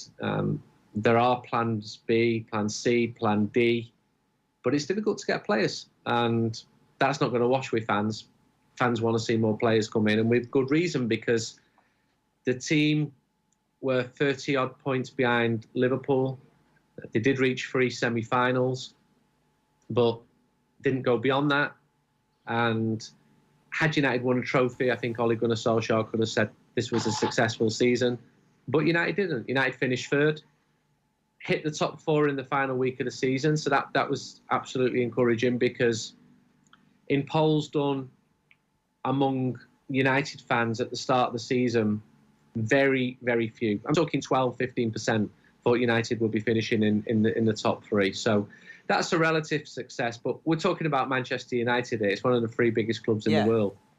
They're expected to win titles, not just compete for them. I think as well, the other thing that we have to remember in all of this is that there was a period of mismanagement where the Alexis Sanchez deal skewed all of the other wage deals that come after that. So players who aren't really worth 120 grand a week or 80 grand a week are suddenly earning that amount of money. And a stop, it seems, under Solskjaer has been put to those types of deals, and you can begin to wrestle things back. But it's not an overnight thing. Even Jurgen Klopp took a period of time to get Liverpool playing the style that he wanted. He had to sell Philippe Coutinho to get the money in to get Alisson and the centre-back that completely changed how he was able to do it. So it almost feels to me like there's this is the beginning proper of the Solskjaer era, where he has some players he can build a team around, and he's not being held to ransom by any individual superstars. He's not wasting $500,000 a week on one or two players who are never going to play football for him. So I don't know, it feels like there should be some sense of, okay, he's bought time, he should be given this transfer window, the next transfer window, and the one next summer, and then you can start saying this is a team that should be capable of properly challenging for the title. I agree with every single word of that. Klopp did take time. Guardiola took time, but Guardiola was probably buying players for City before he took the job. He knew he was going there. He was very close with the sporting director. And United were scarred, definitely, by poor recruitment and buying players like Alexis Sanchez, who was welcomed by all fans, by the way, but he earned that much money that other players used him as a benchmark. And that created a poor atmosphere in the dressing room, where players were going to renegotiate their contracts and saying, well, if he earns this and I play 3 times as many games as him, then surely I should be earning that. So the situation, it got out of hand. The big name signings didn't really work. They created this instant rush on social media when Schweinsteiger or Falcao or Di Maria signed. And, you know, Di Maria is a fantastic player. So there's a side question there of why was he so successful in Argentina, for Real Madrid, for PSG, but not for Manchester United? And that's another reason why the club has been so unstable. They've changed the managers too often. But recruitment has been poor. I think it's improved under Ole Gunnar Solskjaer. He's meticulous. He does detailed background checks into the types of personalities of the players he wants. But he needs those players to come in as well. So United do the homework properly. I think we've seen evidence of that. There has been a bit of stardust with Bruno Fernandes. He was a game changer. He really lifted Manchester United's season. But it really needed lifting because it was atrocious up to that point. So I do trust Solskjaer. I do think that he should be given more time. Patience is not always there. And it frustrates him greatly when you see online this absolute rage. And all the super clubs get it. Barcelona get it. When Manchester United fail to destroy basically every team that they play. And there's almost different demographics within the fan base where some are just going to be impossible to please. They're obsessed by transfers. They're never going to be happy with transfers. They're always going to want more players. And I think the club got taken in a little bit by that when they were signing players who were probably ill thought out and were not a success. And that was to United's detriment. I do think it's on a more stable footing now. There's a good youth system there. There's a manager who will give youth a chance. They're not going to get all the players who they want. They missed out on Jude Bellingham. But I don't think United are going to win the league next year either. But I do think it's nudging in the right direction.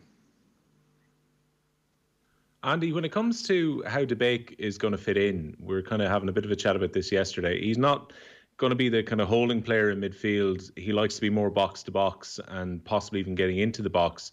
You've got Pogba and Fernandes who seem nailed on starters too. Where do you think he's going to fit into that midfield? Will there still be a need for a Matic or a Fred in that midfield with the other three? And it's the question I first asked when I saw that United were going to sign him. I don't think there's any harm having more strength in depth to that squad. It was exposed badly at times last season, and it's going to be even tougher next season. The way that the fixtures are condensed is going to be tougher. United are now in the Champions League. So rather than going away to Lask in Austria United could be going away to Sevilla or to Barcelona and then playing Chelsea at the weekend. The squad needs to be stronger.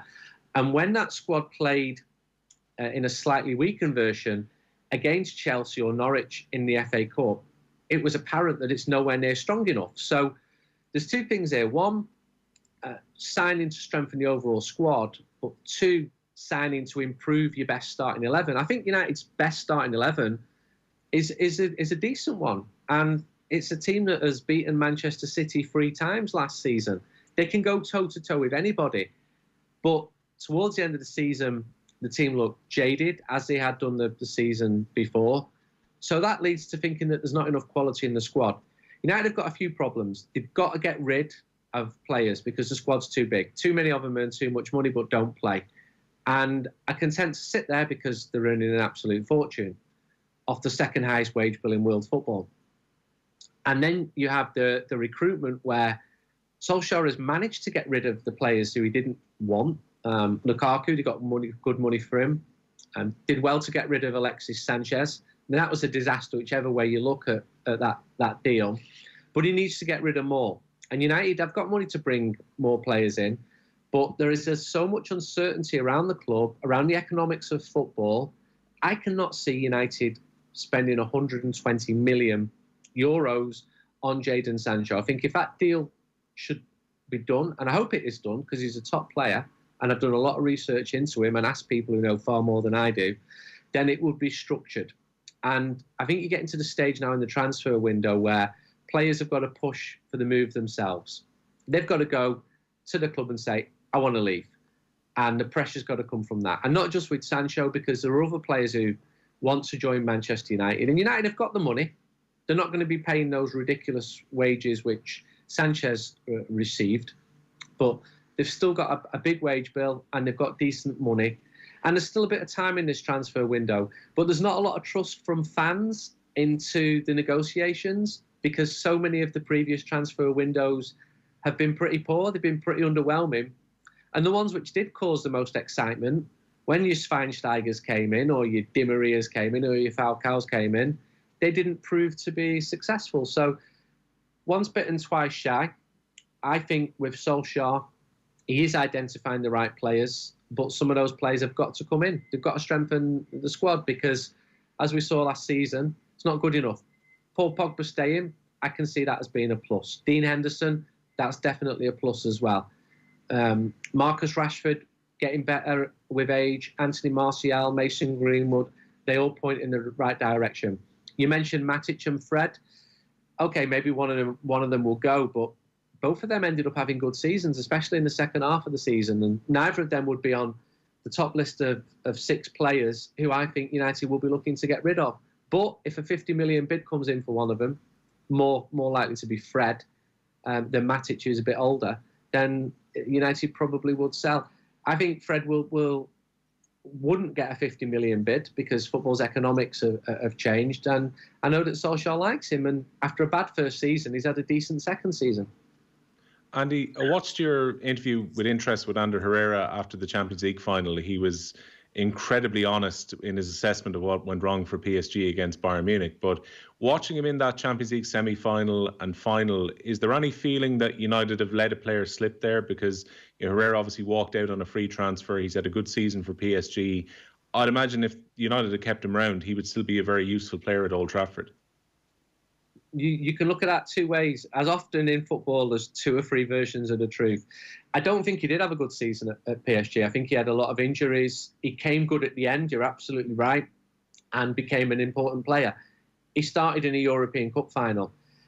With Ander, I mean, I've known Ander since he was in Zaragoza, then he moved to Bilbao.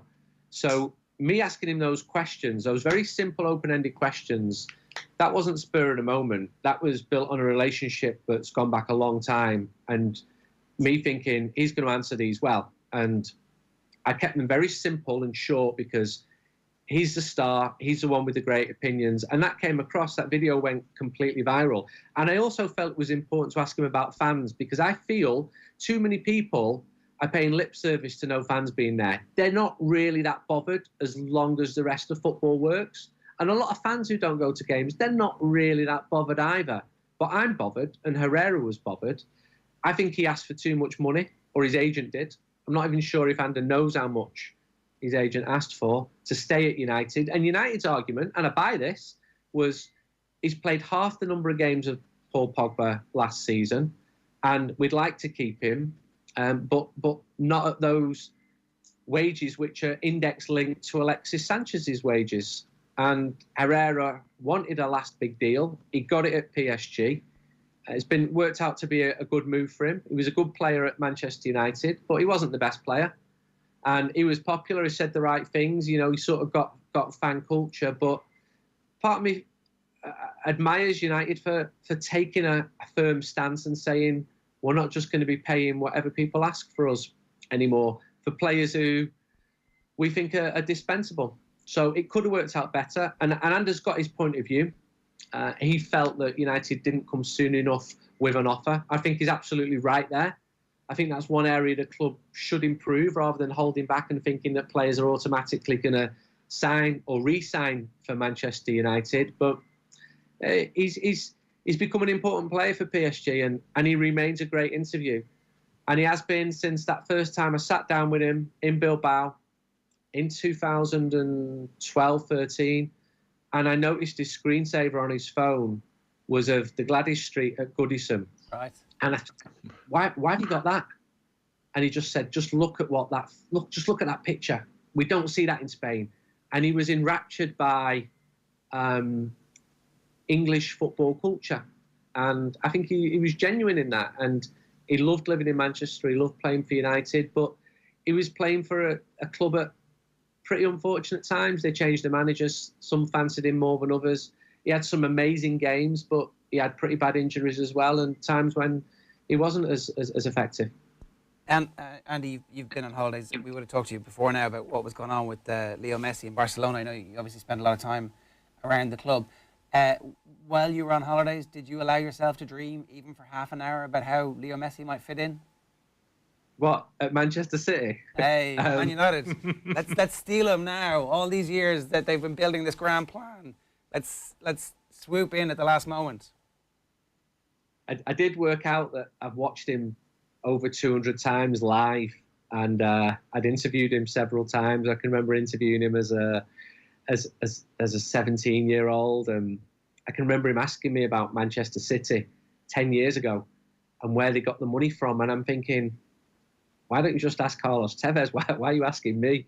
So that was after an interview had finished.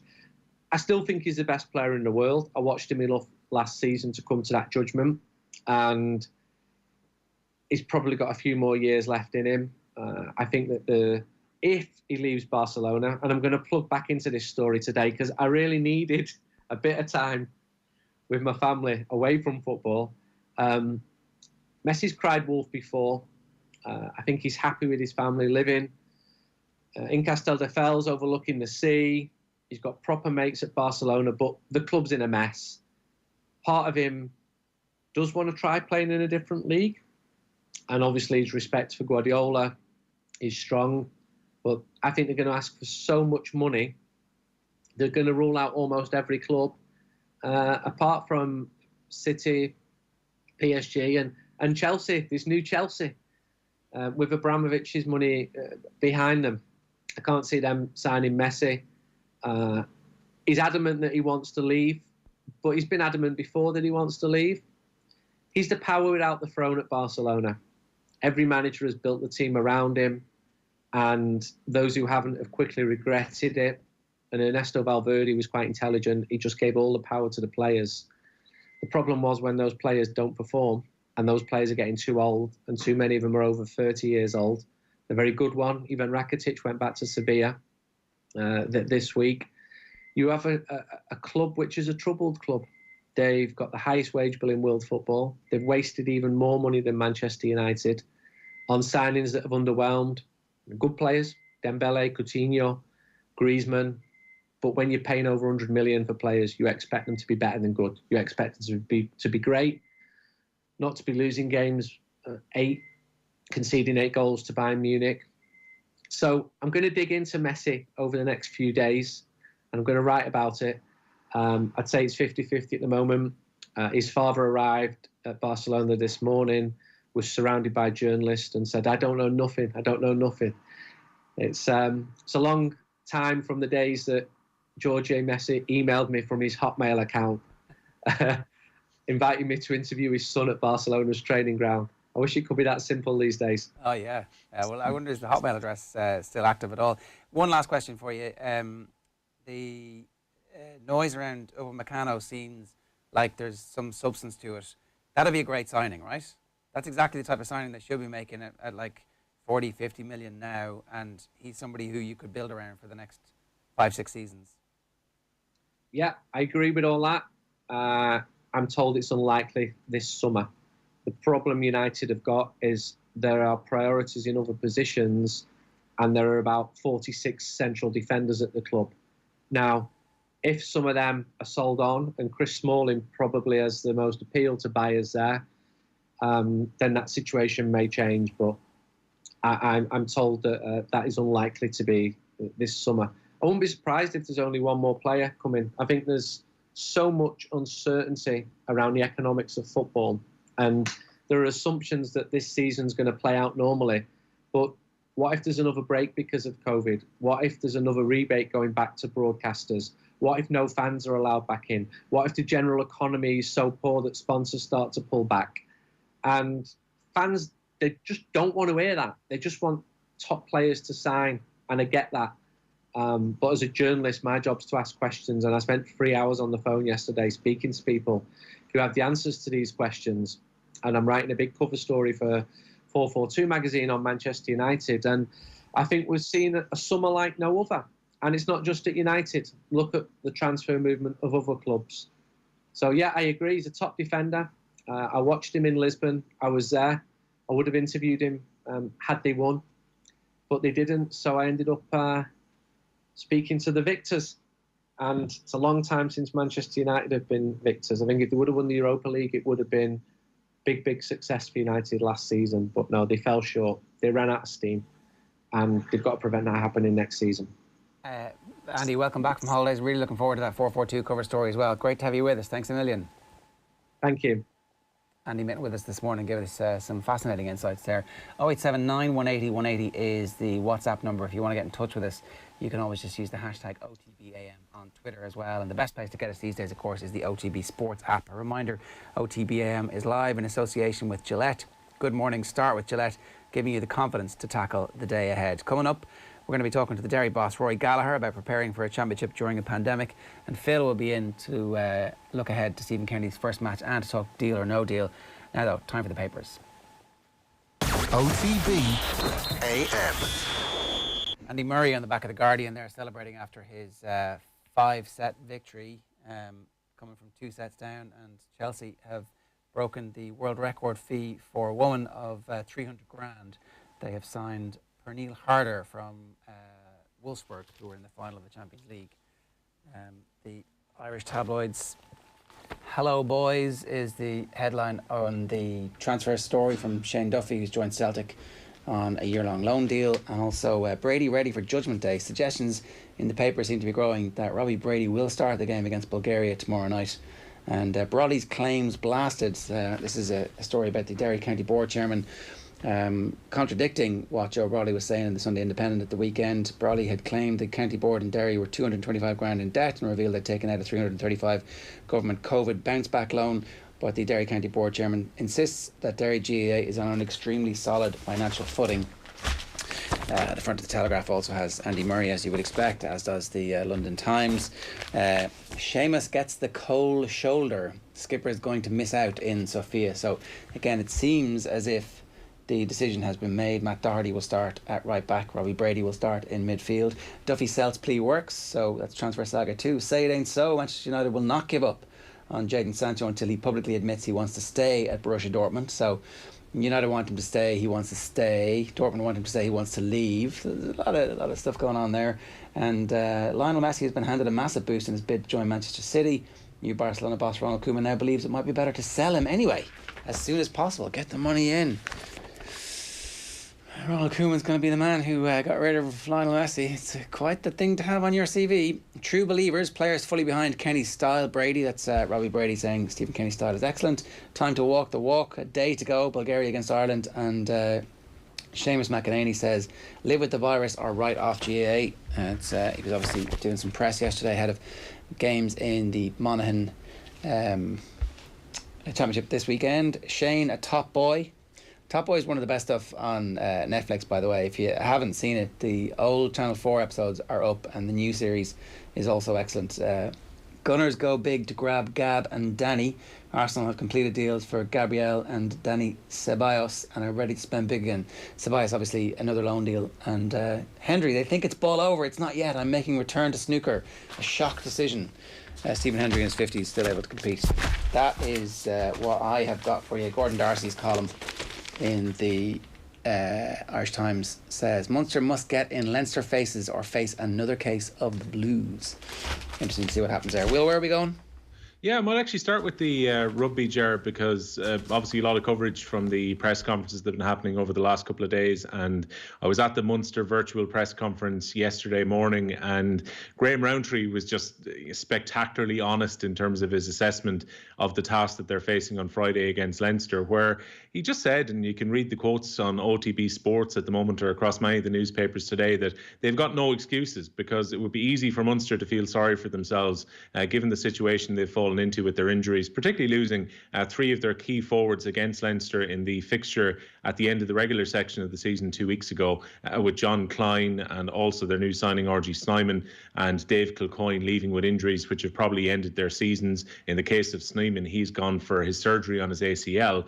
And Rowntree said, look, we have who we have. He feels that they're battle hardened. He didn't make any excuse about the fact they only have a 5-day turnaround after their win against Connacht, where they're sealed their place in the semi-finals. He says they'll be back to training later today. They'll probably have to take a day off tomorrow, and then it's a case of just getting ready to go to Dublin to play against the Leinster team, where for the last 15 games they have a miserable record, just one win in Dublin in that period. But he said it's absolutely irrelevant, the record in Dublin so far. He says it's irrelevant the way they played against Leinster even 2 weeks ago. He says they can take a little bit of confidence from that, but he feels that there's no excuse for them being absolutely tip-top condition for that game on Friday. He's hopeful that again they can chase Leinster both at the breakdown and the lineouts, and he was very bullish about their chances of reaching the final. Munster, their supporters will no need for me to remind them, have lost to Leinster in the semi-finals of the Pro 14 in the last 2 seasons, and Johan van Graan at this stage I think is just massively determined to try and get over the line. Dami de Allende was interesting too. I'm sure this is going to get picked up, that when he signed for Munster he didn't actually speak to Rassie Erasmus before signing on the dotted line. Johan van Graan had spoken to him while his first season was coming to an end at Panasonic in Tokyo. And then what happened was he decided to unilaterally break the clause not to stay for a second season, and then he signed for Munster. So he said when he first had conversations with Rassie Erasmus and Felix Jones and the other Munster people at South Africa at the World Cup last year, he had already signed for Munster. So he made that decision before taking any advice from the former Munster boss, Rassie Erasmus. He says he's looking forward to coming up against 2 world-class players in Robbie Henshaw and Gary Ringrose this weekend, when himself and Chris Farrell go up against them. Ulster's injuries are picked up in the papers too. 3 key players, and they could ill afford to have players out given that Ian Henderson's missing, Balakoon's missing at the moment, possibly Jacob Stockdale, who many people were talking up early in the week, Ger, as a potential long-term replacement for Rob Kearney at 15 for Ireland, particularly given Jordan Lammer's issues in the air against Munster a couple of weeks ago. Stockdale has a contusion, and McCloskey as well, who's been playing well in the centre, and people are talking about him getting back in and maybe playing competitively for Ireland for the first time in over 2 years. They're both now major doubts for Ulster's trip to Edinburgh. Ulster in really poor form on the back of the restart, losing their games against Connacht and Leinster. And Jordy Murphy is also touch and go for that game this weekend away to Edinburgh. He had a concussion that he picked up last week against Leinster, his former side. So if they're missing those 3, and given the injuries they've had before, it's a real uphill task for Dan McFarlane's side if they're to get a victory to reach the Pro 14 final. And of course they've got that match against Toulouse on the horizon in the Champions Cup as well. Yeah, so they need some form for that, absolutely. I think this is not quite 50-50, but it's not the I think it's an 8-point spread that the bookmakers have Leinster favourites by. They won by 2 last week. There was a misconversion which would have drawn the game, and Munster did have possession, granted deep in their own in their own half, but they were pushing hard until the interception that Devin Toner made. Like this game, I don't think it's an 8-point game at the moment, and I certainly think that Munster are going to back themselves, particularly because that whole notion of being battle hardened is something that they're going to be tired. It's like, actually no, they've literally had 5 months off and played 2 games, and now this is going to be their 3rd game. So I think, like, wouldn't you prefer to be in their scenario? Granted, notwithstanding they've had some significant injuries, but those players know exactly what their form is. They're absolutely confident that when they hit a line or when they make a tackle or when they're over a ball, that they've done this and they're fully up to match speed. Leinster changed their team completely from one week to the next. Yeah, look, there's 2 ways of looking at it. Either Leinster are going to be entirely refreshed and coming back into this game with options, and we spoke yesterday about Dan Levy potentially being back and on the bench. You've got James Ryan, who was running just before the game last weekend against Ulster. Even when you give the strength and depth that Leinster already have, it's amazing to have those 2 coming back in. But yeah, I mean, you have a point that Munster have played with a pretty settled 15 injuries aside for the last couple of weeks, and Graham Rowntree was making the point that, look, they've had all summer off and they've been trying to peak their fitness to be ready for a 3 or 4 game series in a month, and he says there's no reason that they shouldn't be at absolute top condition. And since the summer they've been able to add a top operator in Diolande into their team. Their lineout's been really impressive. They've won every single one of their own lineouts since the restart, and they seem to have really benefited from this change in the breakdown. Their back row forwards got over the ball a lot. They've been winning penalties, and they gave Leinster a proper scare in that game 2 weeks ago. I think tactically Munster had to make sure they got the defensive bonus point. If that had been cup rugby at the end, albeit 80 metres from goal, you wouldn't have had Casey kicking that ball out at the end of the game. No. O'Mahony would have been saying, look, we're going for a run up the field. So yeah.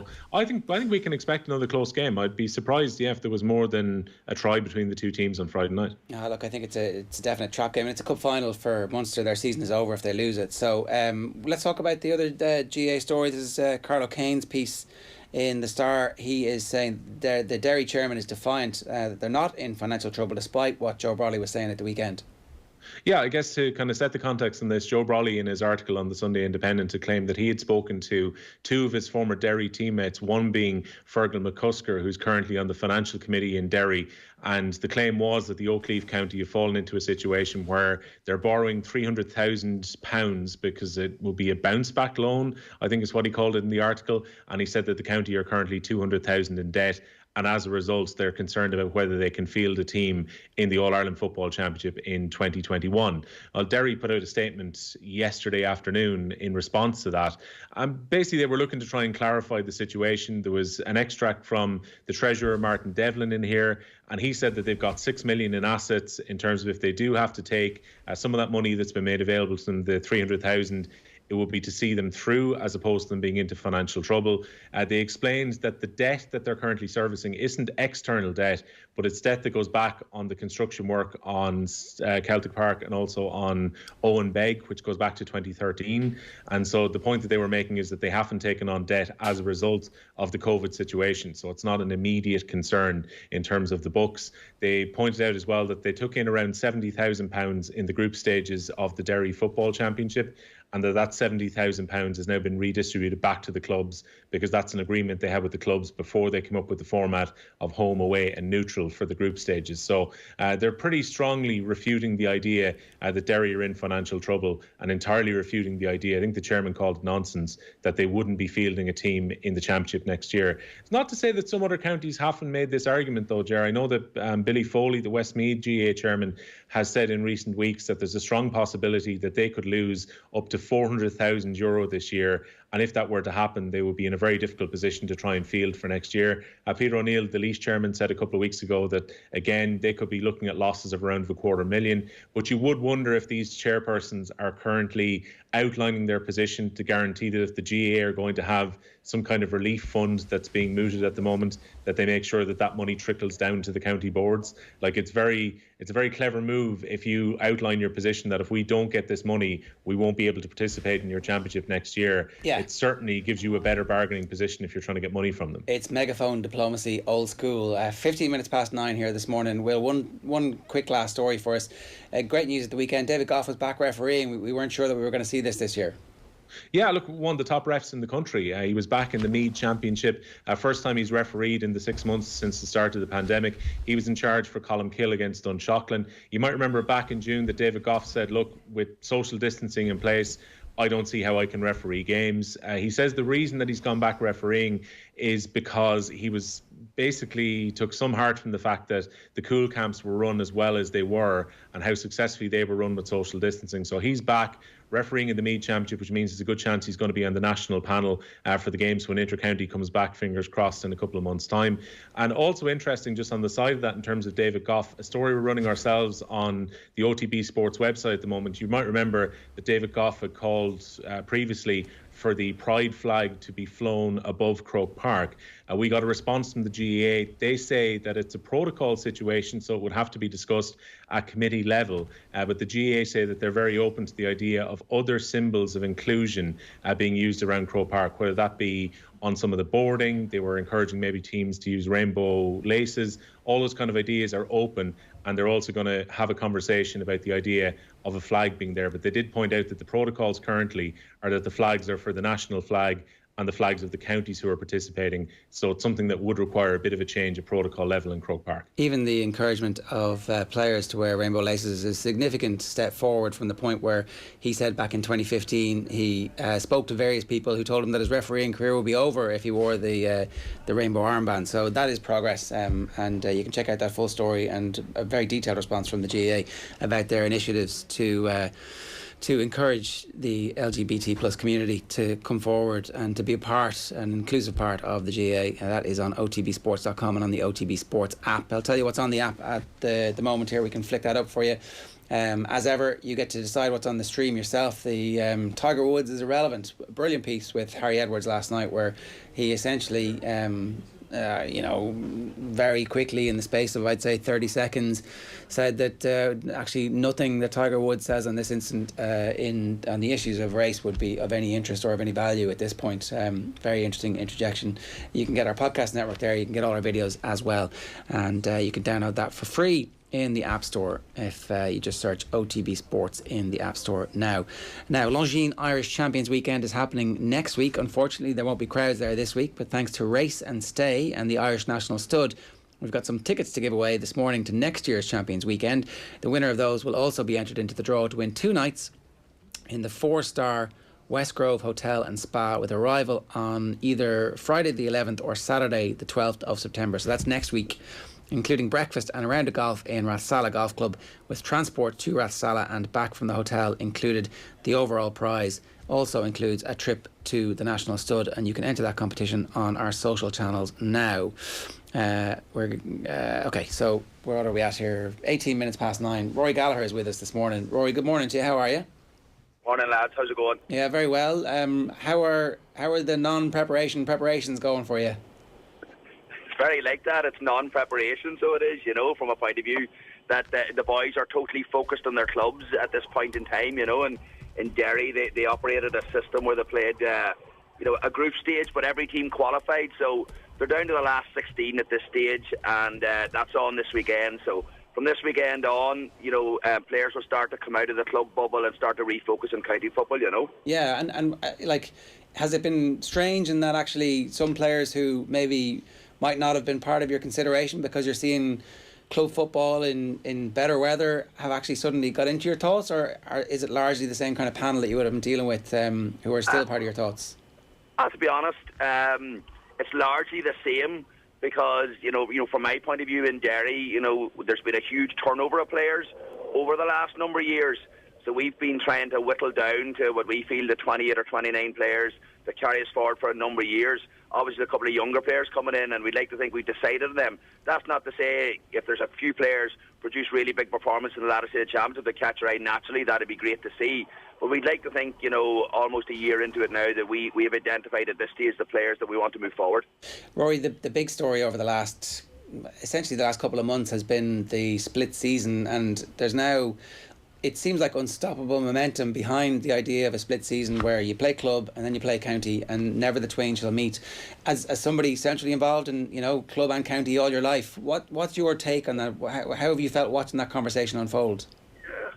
I would have been reluctant for it, to be honest, in the sense that I would hate the inter-county season to be over as early as it appears to be proposed.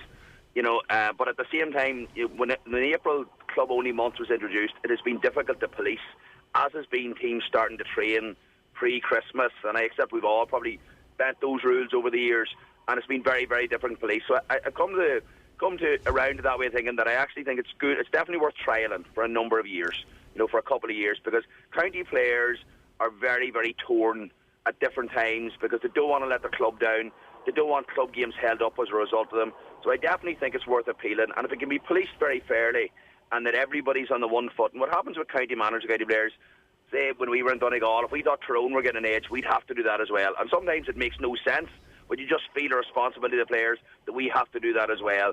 And you look at you're looking at your rival, you don't want them to get an edge. And I think that's been a big factor in maybe county teams overdoing it at times. Yeah, and you can kind of see that, like in the long run, that leads to the burnout of the players, and actually they're less likely to go back training. You see so many players dropping out of intercounty football. I think the point you made there, it's worth trialling, and I think maybe we've been a bit reluctant in the past to trial things because there's an assumption that if we do something 1 year, then it's going to be in for Congress for 3 years and you can't go back because of the archaic rules, and if something doesn't get voted in, you don't get the opportunity to vote on it again. All of a sudden, all that stuff seems to have fallen away, and there seems to be an appetite for, well, let's trial something, give it a couple of years to see how it works, and then draw lessons from that. Yeah, absolutely, and I think that we've got to try to see, is there a better way of working, both for club and county, and I think what definitely has helped, say in Donegal the last number of years, the club championship hasn't started until after Donegal have went out. And Donegal have went to the latter stages, relatively speaking, in the last 7 or 8 years, and that's left a complete focus on it. What was very difficult in my early years with Donegal was there was club championship put in the middle of the inter-county championship, and that caused mayhem everywhere and massive disgruntlement. The other side of club players, I think they deserve their complete focus on it. And I was lucky enough to, when I played club football in Belfast, to get to an All-Ireland club final which ran the following March, and probably the idealistic way, it's brilliant to have a showpiece on St Patrick's Day. Don't get me wrong, it was brilliant to do it, but it was an unbelievably long, drawn-out process, which you played a provincial club final in the end of November, start of December, and you didn't play again to mid-February. And I think we were the first day we were supposed to play, it was snowed off. It was a crazy way of working, and we have become far more efficient. I think still there's too much negativity. There's been a massive amount of improvement, and I think if we do try a listen to success, I think there's no reason then with club and county just can't fit very, very well together. There's been a clear focus on separating the intercounty and putting that into the first 6-7 months of the year, and then the club coming afterwards. Not that much conversation just yet about what the games that will be played at intercounty level will actually look like, and what the format of any competitions might be, which ultimately is going to decide the success or failure of this. Yeah, I think if you're speaking to county players, they'll not want any less games. I think they'll definitely want a minimum 7 league games, and probably the same amount, if not more, championship games. Whether the pre-season competitions are part of that as well. But I think that what has happened as well in the last number of years is players don't come to county, and but definitely in the top counties, they don't come to county football to get fit anymore. They're doing that much work away from it, and they're previously you had a massive pre-season to get yourself in great shape. I think that's not necessary anymore. So I think a couple of weeks training, you can start to hit the ground running with games, and that's what players want. Play games very, very regularly, and then feed naturally into the club season at the end of it. There's the original fixture suggestions, which I think probably are not really going to be spoken about as much anymore, was dividing the country into 4/8, which obviously makes sense from a mathematical perspective, but suddenly you're redrawing provincial boundaries, and one county moves from Ulster to Connacht, and 3 move out of Leinster, or 4 move out of Leinster, and all of a sudden those become new championships anyway. If you're doing that, maybe the right thing to do is to have 4 divisions, promotion and relegation, and the winners of Division 1 are actually the All-Ireland champions. Yeah, I suppose that's a model possibly could work of it. I suppose, having spent all my life involved in Ulster Championship, and Fermanagh obviously never having won it, I think to take away that from a lot of counties at the start of every year, whether it's Fermanagh, whether it's Sligo, probably Longford, teams like these, awfully at times they feel they want to get to a provincial final. And I think to take that away from players, at the end of the day, there can only one team wins the Sam Maguire, and that's going to become from one of 3 or 4 or 5 any year. It's always been the case. I think to take away the opportunity to win a provincial final, provincial medal, or even to get to a final, even a couple of years ago when we were in Fermanagh, and against the odds, you beat Armagh, Monaghan, the effect that has on a county and the knock-on effect in those smaller counties to get the final, to rob them of that, personally, I think would be difficult to do. Could you start the year with provincial championships as they always were, straight knockout, and maybe have those finals on a weekend around St Patrick's Day or at that stage? Would that make any sense? Yeah, that's definitely a possibility, Joe. Again, and I'd be open for 2 years we'll try one thing, and another 2 years try another, and then come together and see what people feel work best. I think there's a lot of talk about the provincials because obviously Dublin's domination, but if you look at Munster, it's always been Cork and Kerry. It's not that much different than it's ever been. I think in hurling, I know it's a different, obviously not the sport that I'm involved in, I don't think any of them counties would like to lose a provincial championship, so it's going to be difficult to get something that suits everybody. That's why I definitely have an open mind. What you're saying there on the league basis, that would be very attractive because you'd have teams playing each other that are all at the one level. That's why people love the National League and exposure in it the last 7, 8, 9 years, because you're getting teams at the one level playing each other, and the games in the National League, despite the weather, can be absolutely fantastic. Rory, when it comes to this preparation window, you're going to get your players back in a couple of weeks' time, and you're going to have to get ready for the end of the National Football League and then get ready for the Ulster Championship. Look, nothing is normal in 2020 anyway, but what's your feeling about having about a 1 month window to be ready for competitive games again at Intercounty? Again, I don't think. The first thing you've got to accept is a bit different, but it's actually, if we get back in September the 14th, fair enough, you're not going to have all the players, but by the start of October, you're going to have all your players for probably the end of October, start of November, with no club distractions, no nothing, no club leagues, everything. You're going to get 2 National League games leading into it. It's actually not bad, so it's not. Would you like another couple of weeks? Yes, but I'm actually very, very happy with it, to be honest, because once they're knocked out with their club, that's it. There's no club league games. There's nothing else in their mind. Obviously, you'll have a shorter period to focus on where we've got Armagh, where generally if you were in, finish up the National League March and you're playing mid-May, you'd have 6-7 weeks communicating with the boys about that. But that's just something that we have to deal with personally, and I don't think it'll be a big issue. Yeah, and look, it's going to be a different format. In many ways, you're getting them ready for a much shorter window this year. It's going to be games coming around a lot quicker than normal. As you say, you may have had to play an Ulster preliminary round in early May, and you mightn't have been back out in action till June. This is all condensed into a 5-6 week period now. I guess that brings its own challenges, but it must be pretty exciting at the same time. It's unbelievably exciting, and I think if we, obviously ourselves and Armagh and their same side as Donegal Tyrone, it's all about trying to get a bit of momentum, get that first win, and you just don't know where it's going to take. But I suppose there's the other thing, lads, as well. It's going to be very, very different. Is there going to be crowds allowed in Ulster? At the minute, you're allowed, I think it's up to 400, in Northern Ireland, In Southern Ireland, I'm not sure what it's going to be. So that'll lead to a very different atmosphere. You look forward to games with 7, 8, 10,000 people at them, and that sometimes can create an unbelievably intense rivalry. That's the one thing that you'd be worried about. Will it be a challenge game type thing? To be honest, watching some of the games on TV, they haven't lacked spark at the club level, One last question for you. As the manager of the inter-county team in Derry, do you think that there will be a Derry team entered into the Gaelic Football Championship in 2021? I'm absolutely certain that there will be. So, no matter what. I'm not sure where those comments came from. I think I've seen the Derry chairman respond to them, the word he used was farcical. There's absolutely no doubt. I know Derry are very, very serious about their football and hurling. They're mad keen to compete at all levels. All right, Laurie, we'll let you go. Great to talk to you. Best of luck with everything coming the weeks. Thanks a million. Cheers. Bye-bye. Rory Gallagher giving us some thoughts there on what it's actually like in the midst of a pandemic to be promoting or to be training a team and getting them ready for Intercounty Championship. 29 minutes past 9 this morning here on OTB AM. Good morning. Start with Gillette, giving you the confidence to tackle the day ahead. We're going to be doing Deal or No Deal with Phil in just a moment. We're going to take an ad break. OTB AM. This is OTB Sports Radio. The OTB Brief. Everything you need to know about sport every morning. Need to get on top of the day's sports news? Well, the OTB Brief is the only sports update you'll need every morning. With all the breaking stories, post-match reaction. I'm doing my bit to help him, but he's got to do it. And the best bits from off the ball, all in a 10-minute podcast. The bulking up, maybe it makes him a bit more stable, but look, I saw it on the range a year ago. The OTB Brief, online every morning from 7 a.m. on OTBsports.com or the OTB Sports app. OTB AM. With Gillette, we don't just play the game, we change it. Gillette, made of what matters. There was nothing particularly strange about it.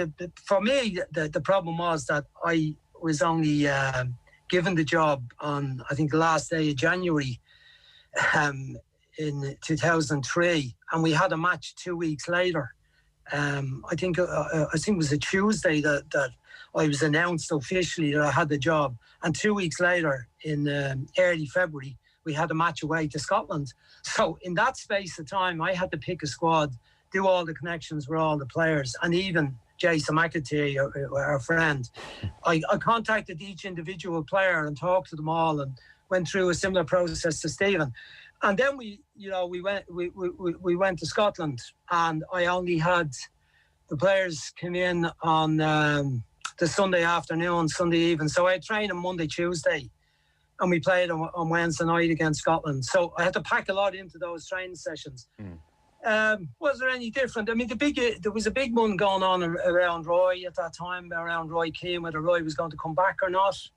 And I got a phone call during the final training session on the pitch in Hampden on the Tuesday night, during the training session, to tell me that Roy wasn't coming back, that it was being announced on the main 6 o'clock evening news that night. And this was in the middle of the training session when I was doing some tactical work. So it was a little bit of something extra to go on in my brain.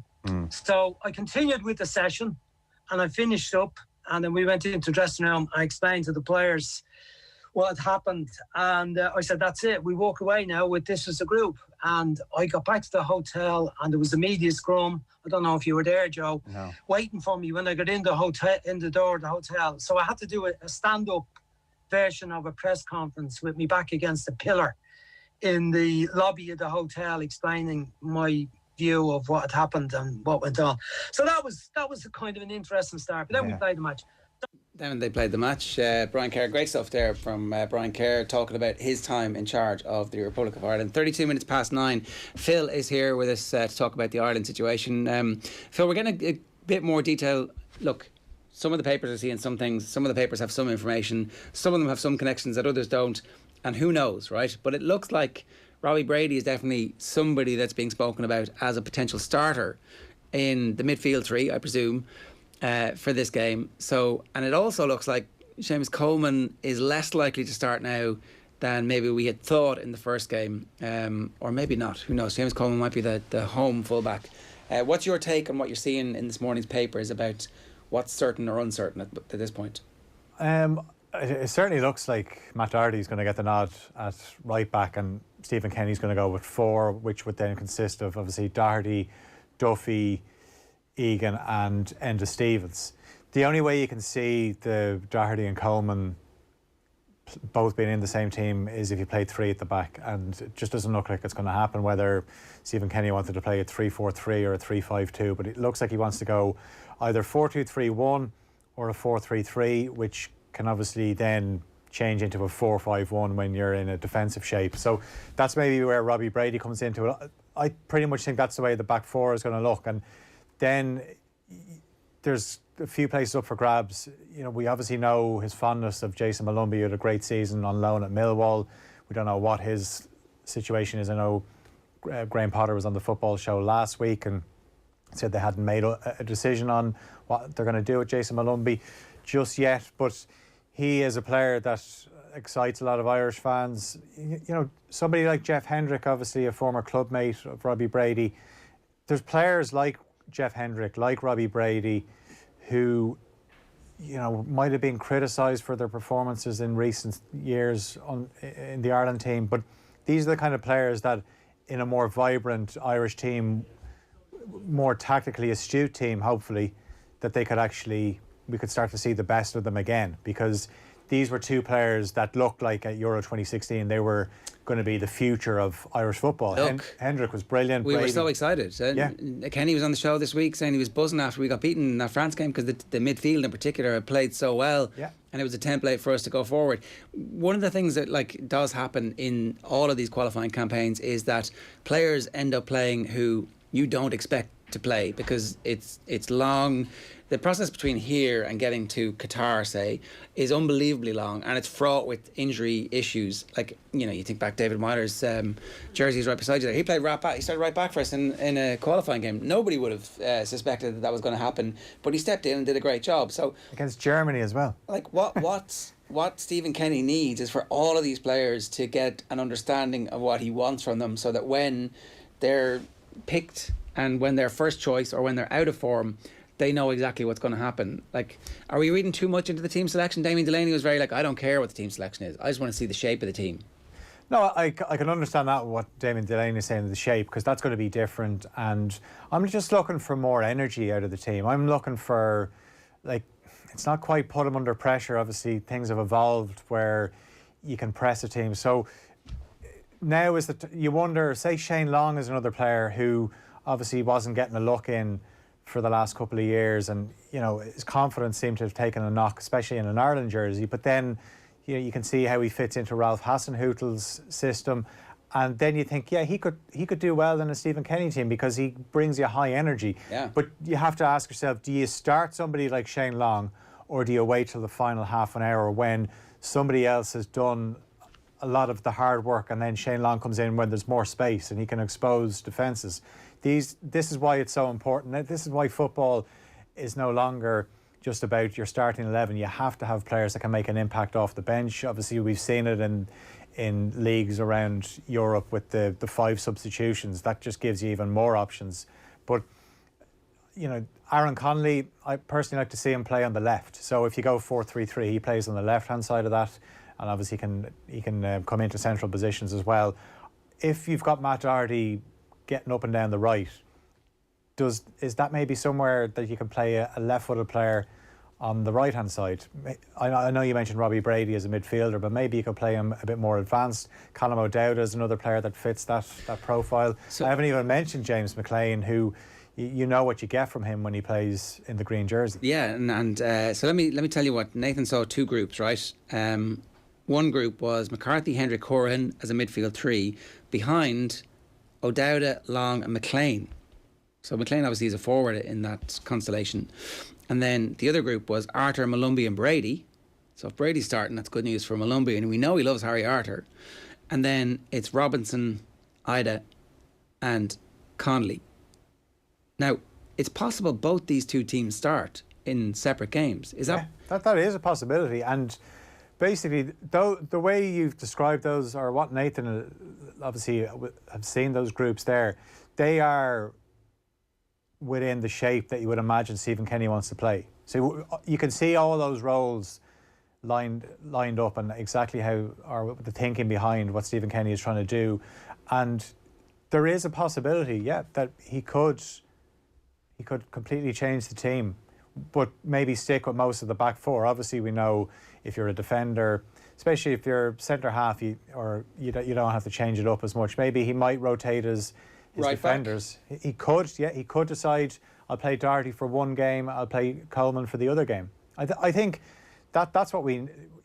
Obviously, the headline is tomorrow when this team comes out. Captain dropped. All eyes are going to be on that, and this is something Stephen Kenny's going to learn. I'm sure he's well aware of it now, that anything he says, and this is something Joe talked about with Brian Kerr last night, about everything you say hits the back pages nowadays. So, you know, he's going to find that out. If he leaves Seamus Coleman out tomorrow, people are going to ask him after the game, you know, you dropped your captain. Or is Seamus still the captain? Who wears the armband? John Egan was the assumption. Is that an automatic? Yeah, well, Enda Stevens actually was asked about, Nathan asked him about it in the press briefing before, during the week, and he said about John Egan, and the exact words that came out of Enda Stevens, he's a born leader. John Egan is a born leader. He just commands that respect off his teammates, and he was pivotal in Sheffield United getting from the Championship to the Premier League. His first season as a Sheffield United player coincided with Sheffield United getting promoted,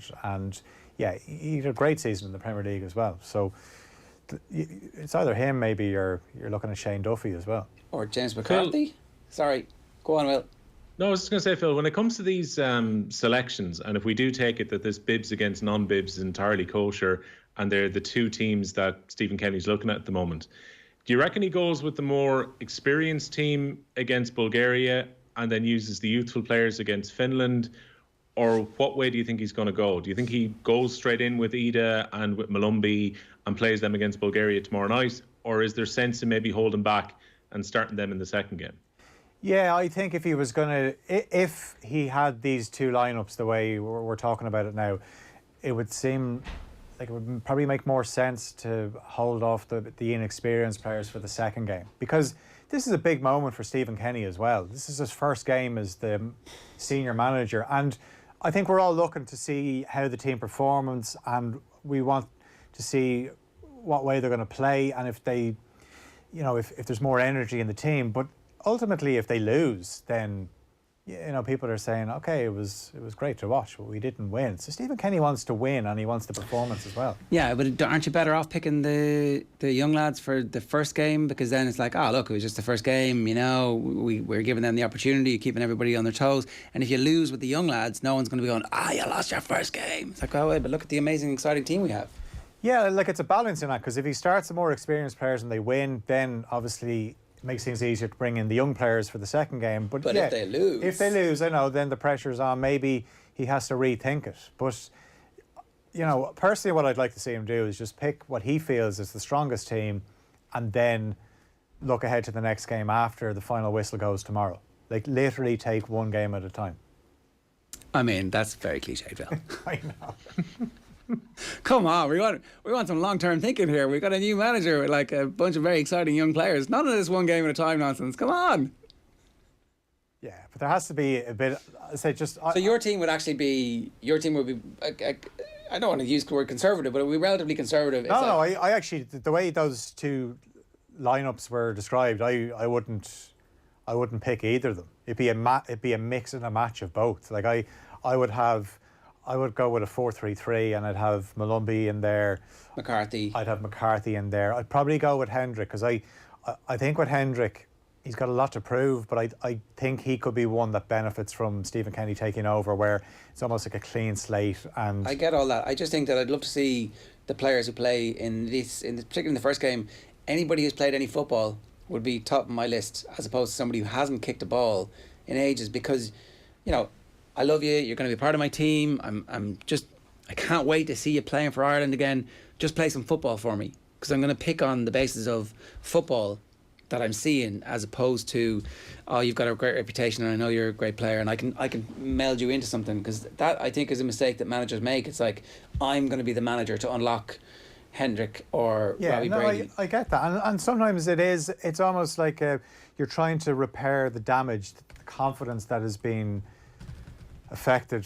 Say somebody like Jeff Hendrick, who gets criticised a lot for probably not getting on the ball enough, but you know, you look at the way the Ireland teams have played over the last couple of years, and we just haven't been able to do that. And it's not just him. No, it's several players. But this is a chance. So you could see the logic behind giving somebody like Hendrick a chance to say, right, it's a clean slate. Just do what you have shown you can do in the past, and you know, if you do it in this game, then you build your confidence up. And we look back in a couple of years and you talk about how Jeff Hendrick could be doing an interview where he said, yeah, I remember Stephen Kenny gave me that chance in that Bulgaria game and I haven't looked back since. So I can understand where, yeah, some managers want to be the player that, like, you think back to when Balotelli, for example, signed for Liverpool.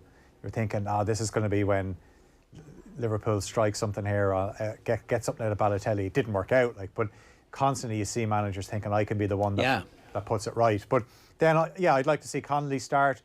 If I saw Adam Ida start, I'd be happy enough with that. And then on the right-hand side, there's a few different options. Maybe you go Callum Robinson, or, as I said, I prefer probably a left-footed player, because then we've got a right-footed player on the left-footed player on the right. We're nearly out of time. I think Shane Long deserves a lot more respect than he gets, by the way. I think big time, and he suits a high-energy game. Yeah, totally. So hopefully he's going to be a key player for us over the next couple of years, while those other players who are coming through begin to mature and learn what it's like to play against men. Last thing, Shane Duffy, this move for him to Celtic, it's a great move, right? It's exactly what he needs at this stage of his career. Yeah, it's first-team football. Well, we'd imagine it's first-team football for him, but also you can't underestimate what that's going to do for him to play for a club like Celtic when he puts on the jersey. And people will say, the standard isn't as good in the Scottish Premiership as it is in the Premier League, and that may be true, but Celtic is a big club, and I'm sure as a young lad growing up, Shane Duffy probably dreamt of playing for Celtic, and he's going to feel an immense amount of pride when he puts on that jersey, and it's a massive season for Celtic. He could be part of a team that wins 10 in a row, and I think I'm going to always look at his goal scoring odds in an Old Firm derby, because I think he's going to score a header in one of those derbies this season, because you know how dangerous he is from set pieces. He's going to also be asked to play a lot of football. They will have a lot of possession. Yeah. I mean, he's not, like, I know Graham Potter has obviously shipped them out for the season, and the general feeling is that he doesn't fit into what Graham Potter's trying to do, play out from the back, but Shane Duffy is more than capable of playing football. Graham Potter obviously doesn't fancy him. He brought in Webster, and we know Ben White, who played with Leeds last season, is a Brighton player. So, it was important for Shane Duffy to get out, and I think it's good news for Irish fans and for Shane Duffy. Phil, good stuff. Thanks very much for that. It's time for Deal or No Deal. I signed for them after the Euros, and after my first day's training, I was driving home. I was actually thinking, regretting it. What have I done? Like I walked into a circus. It's amazing, isn't it? It is time for today's Deal or No Deal, and Will, you're the man who's going to have to rate these transfer tittle-tattle today to suggest whether or not there's actually any truth to them or not. Manchester United are set to grant Chris Smalling his wish of making a permanent transfer to Roma. TalkSport understand the main reason that they're happy to do this is because they want to sign highly rated French youth international Davot Upamecano. Seems quite ambitious on Manchester United's part. Andy Mitten earlier on saying he doesn't think it's going to happen in this transfer window. Could they get this move over the line? It'd be a remarkable piece of business if they can do it, Ger. I mean, he was incredibly impressive with RB Leipzig. I take Daniel Harris's point from earlier in the week that you're looking at a pretty small sample size in terms of his last two seasons, and you're having to rate him a lot based on a few games that he's played in the Champions League this year. But he looks exactly what United need. If you could put him in alongside Harry Maguire, he would definitely help to mask some of the deficiencies about Maguire. Potentially, there'd be a better combination than the defenders they currently have, where Lindelof can't seem to gel properly beside Maguire because they're almost too similar, and Eric Bailly just can't stay fit. And there seems to be an acceptance that Chris Smalling going to Roma will be a good move for all parties. I thought Smalling was quite good in the few games I saw Roma play in the Europa League this season. Seems to have fitted quite well into playing in Serie A. I wondered when Smalling came back if he could have a future at Manchester United given the good year that he's had.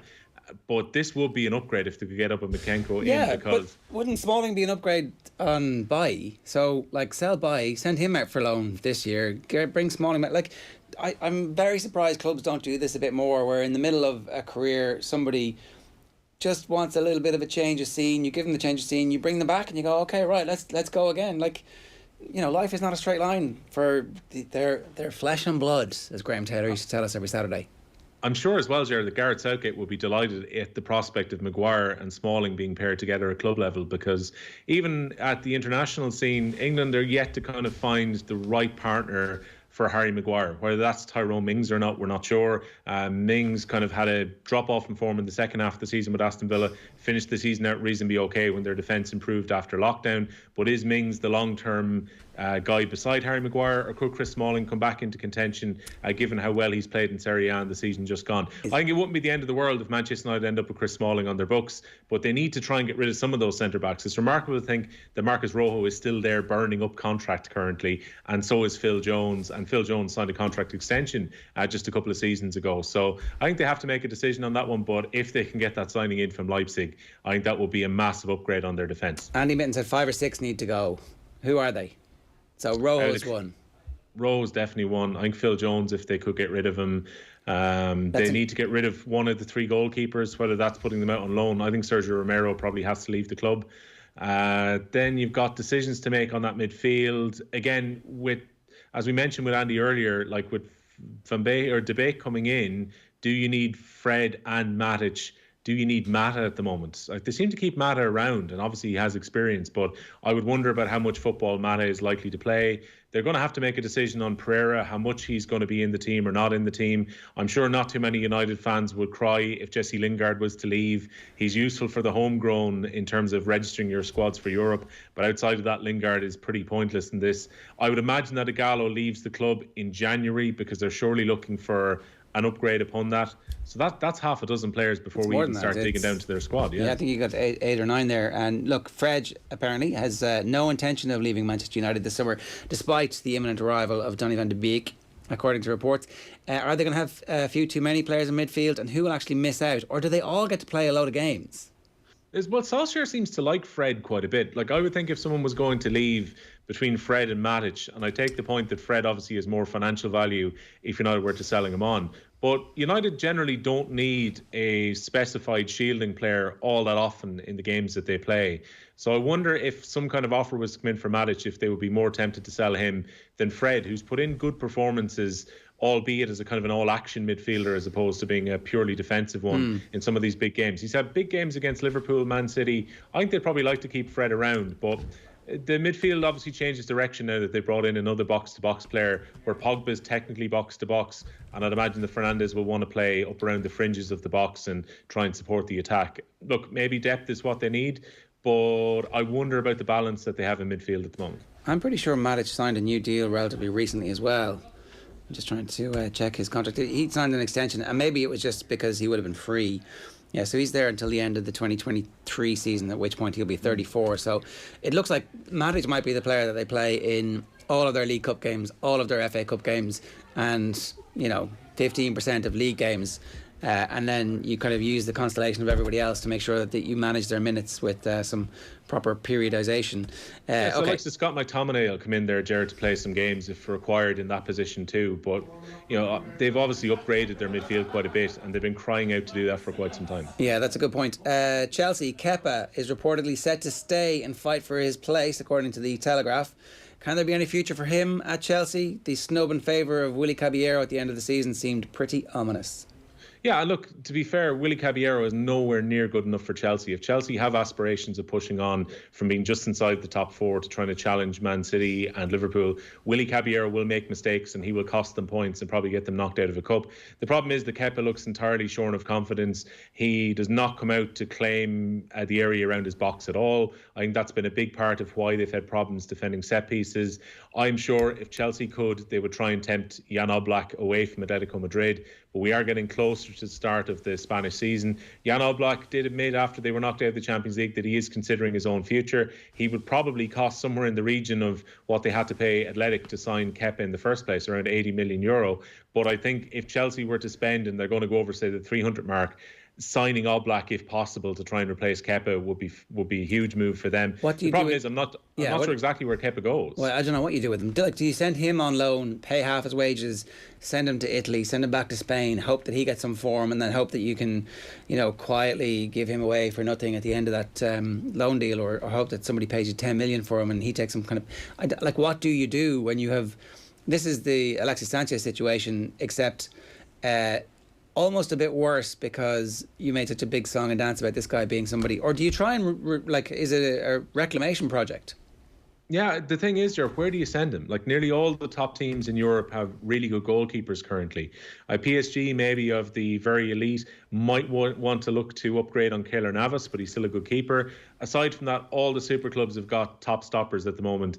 Unless maybe you could use Kepa as some kind of make weight in the deal if you're going to sign Oblak. So send Kepa to Atletico as part of the deal. But I can't imagine any of the other Spanish teams, unless Athletic Bilbao will be interested in taking him back. I can't imagine any of the Spanish teams wanting to sign him, and it makes a very awkward situation. Same for David De Gea, who's been bang out of form. If, say, he was to lose his place at Manchester United to Henderson, they don't have too many places where they could send David De Gea out to.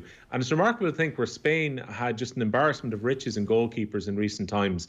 Their two only realistic choices to play in goal ahead of the Euros next year are Kepa and David De Gea, who are bang out of form and seem to be a little bit out of favour at their clubs too.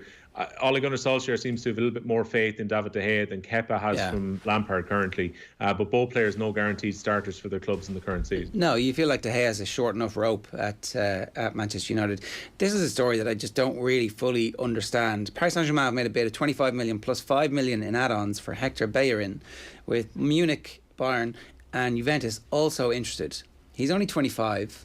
His form not as good last season as it was when he was considered the best right back in the Premier League. But we've seen the price that Manchester City are paying on fullbacks. every year. They're buying a fullback for 60 million quid and he never gets in the team.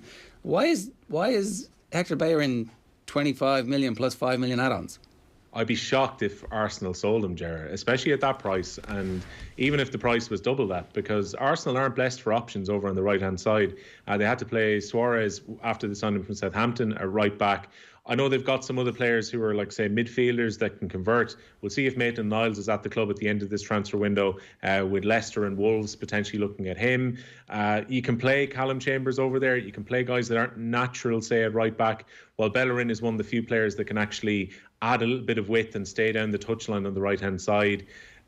I'd be shocked if he went there. But PSG seem to be trying to go for a few bargain players this summer as opposed to be going for Galacticos to try and build on what they did and get into the Champions League final, because Memphis Depay is also being very heavily linked with them. That's a classic move. You sign the best player from one of your rivals and bring him in. But again, I'm not sure if Memphis Depay would be overly enthusiastic about the idea of probably having to rotate in and out of that PSG attack. He definitely wouldn't be a guaranteed starter, given that they've now gone with this system where Neymar or Mbappe could play at number 9 as opposed to playing out on the wings. So I'm not sure if they're going to happen, but maybe we're getting an insight with the players that PSG are being linked to, that they're not necessarily going for a massive transfer like, say, a Messi this transfer window. The potential explanation for Hector Bellerin is that somebody like Atletico Madrid's Thomas Partey is keen, apparently, on a move to Arsenal, but Arsenal have to sell first to meet his £44.5 million sterling release clause. This is a story from Goal, so we'll see if that is part of the thinking. And who knows, maybe he just had a falling out with the manager, or maybe his face doesn't fit or whatever. One last Arsenal story for now. Al Nassr have offered Mesut Ozil 20 million euros to join the Saudi Arabian side, according to Fanatic in Turkey. I get the impression, Jared, that Mesut Ozil is actually genuinely more than happy to sit on his contract at Arsenal and see this out. I think if he's going to leave the Emirates, he's going to be paid by Arsenal to go wherever he's going to go. I think he's going to look for some of that transfer before he leaves. I mean, going somewhere like Saudi Arabia or China or America appear to be the options for Mesut Ozil, as opposed to being sold inside European football. I don't think there's too many big clubs in Europe who would be willing to pay him over £250,000 a week post-tax. And so as a result, you're probably looking at one of those clubs who are willing to spend funny money and give him the 30-40 million euro a year that would be required to try and keep Mesut Ozil happy. Ozil has kind of stressed multiple times too. He's happy in London. He's happy enough to play a fortnight.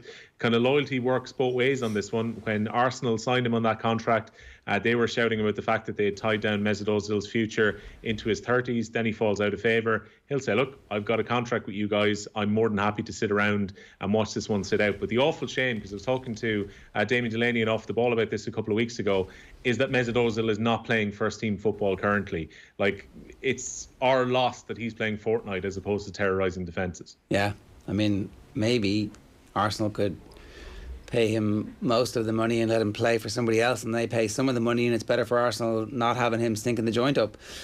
Some other quick Premier League deals.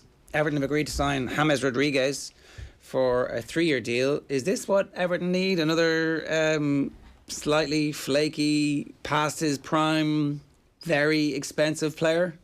I was just thinking, how does Gylfi Sigurdsson and James Rodriguez fit into the one team? This is a bit like when they signed Sigurdsson and Rooney at the same time.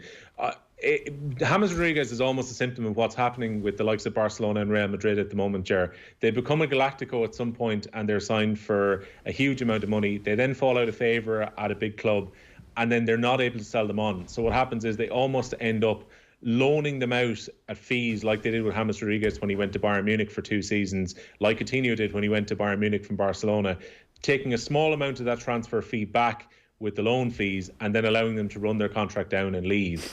And I'm just not sure about James Rodriguez in terms of his just application in the last while. He was out of favour at Real Madrid for so much of this season, and then got brought back in after the restart a little bit by Zinedine Zidane. He's played very little football in the last year, didn't do enough at Bayern Munich to convince them to sign him. He will be moving to Everton with a point to prove that he still has a little bit left. He's at that kind of 30 age now. He, on his day, James Rodriguez, we remember him at the 2014 World Cup. He was a remarkable talent at the time. A long time ago. It is a long time ago, and there's no real kind of recent evidence to indicate that he would go to the Premier League and light it up. And you could be stuck with a player on huge wages if you're Everton who's not performing. And again, as you say, he's unlikely to put much of a shift in. But this is somewhere where Everton have looked to buy in the last few years. You look at André Gomez going from Barcelona to there. They signed Lucas Dean. Everton are looking to try and get bargains from these clubs who just want to let these players go. Juve want Barcelona and Uruguay forward Luis Suarez or Roma's Bosnian striker Edin Dzeko. Suarez 33, Dzeko 34. How much life, this is quick fire here, how much life does Luis Suarez have left in him? Is there anybody in the Premier League who could use him? His legs look gone. I'm not sure the Premier League is the right place for him. Like, he really struggled with his mobility, even more so after this latest knee surgery. Juventus, I can't understand, Jared. They need a player who will run in their front three. Unless they're getting rid of Ronaldo. This is a Ronaldo replacement. Indeed, but even if they do get rid of Cristiano Ronaldo, they're still stuck with Gonzalo Higuain, who wasn't able to stretch defences for them in the Champions League this season. I'm shocked they're not building their team entirely around Dybala, who was the best player in Serie A last season. I would have thought they'd go for a more mobile striker, but all indications, you say, they're interested in Luis Suarez, who is likely to be allowed to go for free from Barcelona to Juventus if it were to happen, or Edin Dzeko, who I'd imagine Roma won't want massive money for. Maybe it's just a case of them having a backup striker, but Luis Suarez would be a very expensive backup striker if he was to come in. And still, I don't think Higuain is good enough to win in the Champions League. I think they need a younger and more versatile forward to come in. Well, good stuff. Thanks very much for that. OTB AM live in association with Gillette. Good morning. Start with Gillette, giving you the confidence to tackle the day ahead. That is our lot for this morning. Great stuff from Evan Kelly, Andy Mitten, Rory Gallagher and Phil Egan over the last couple of hours, and indeed the last couple of years. If you don't have the OTB Sports app already, search OTB Sports in the App Store. We're back on air and online from 7:30 a.m. tomorrow. The lads are live with Off the Ball from 7 o'clock tonight. Good luck. AM. With Gillette, we don't just play the game, we change it. Gillette, made of what matters.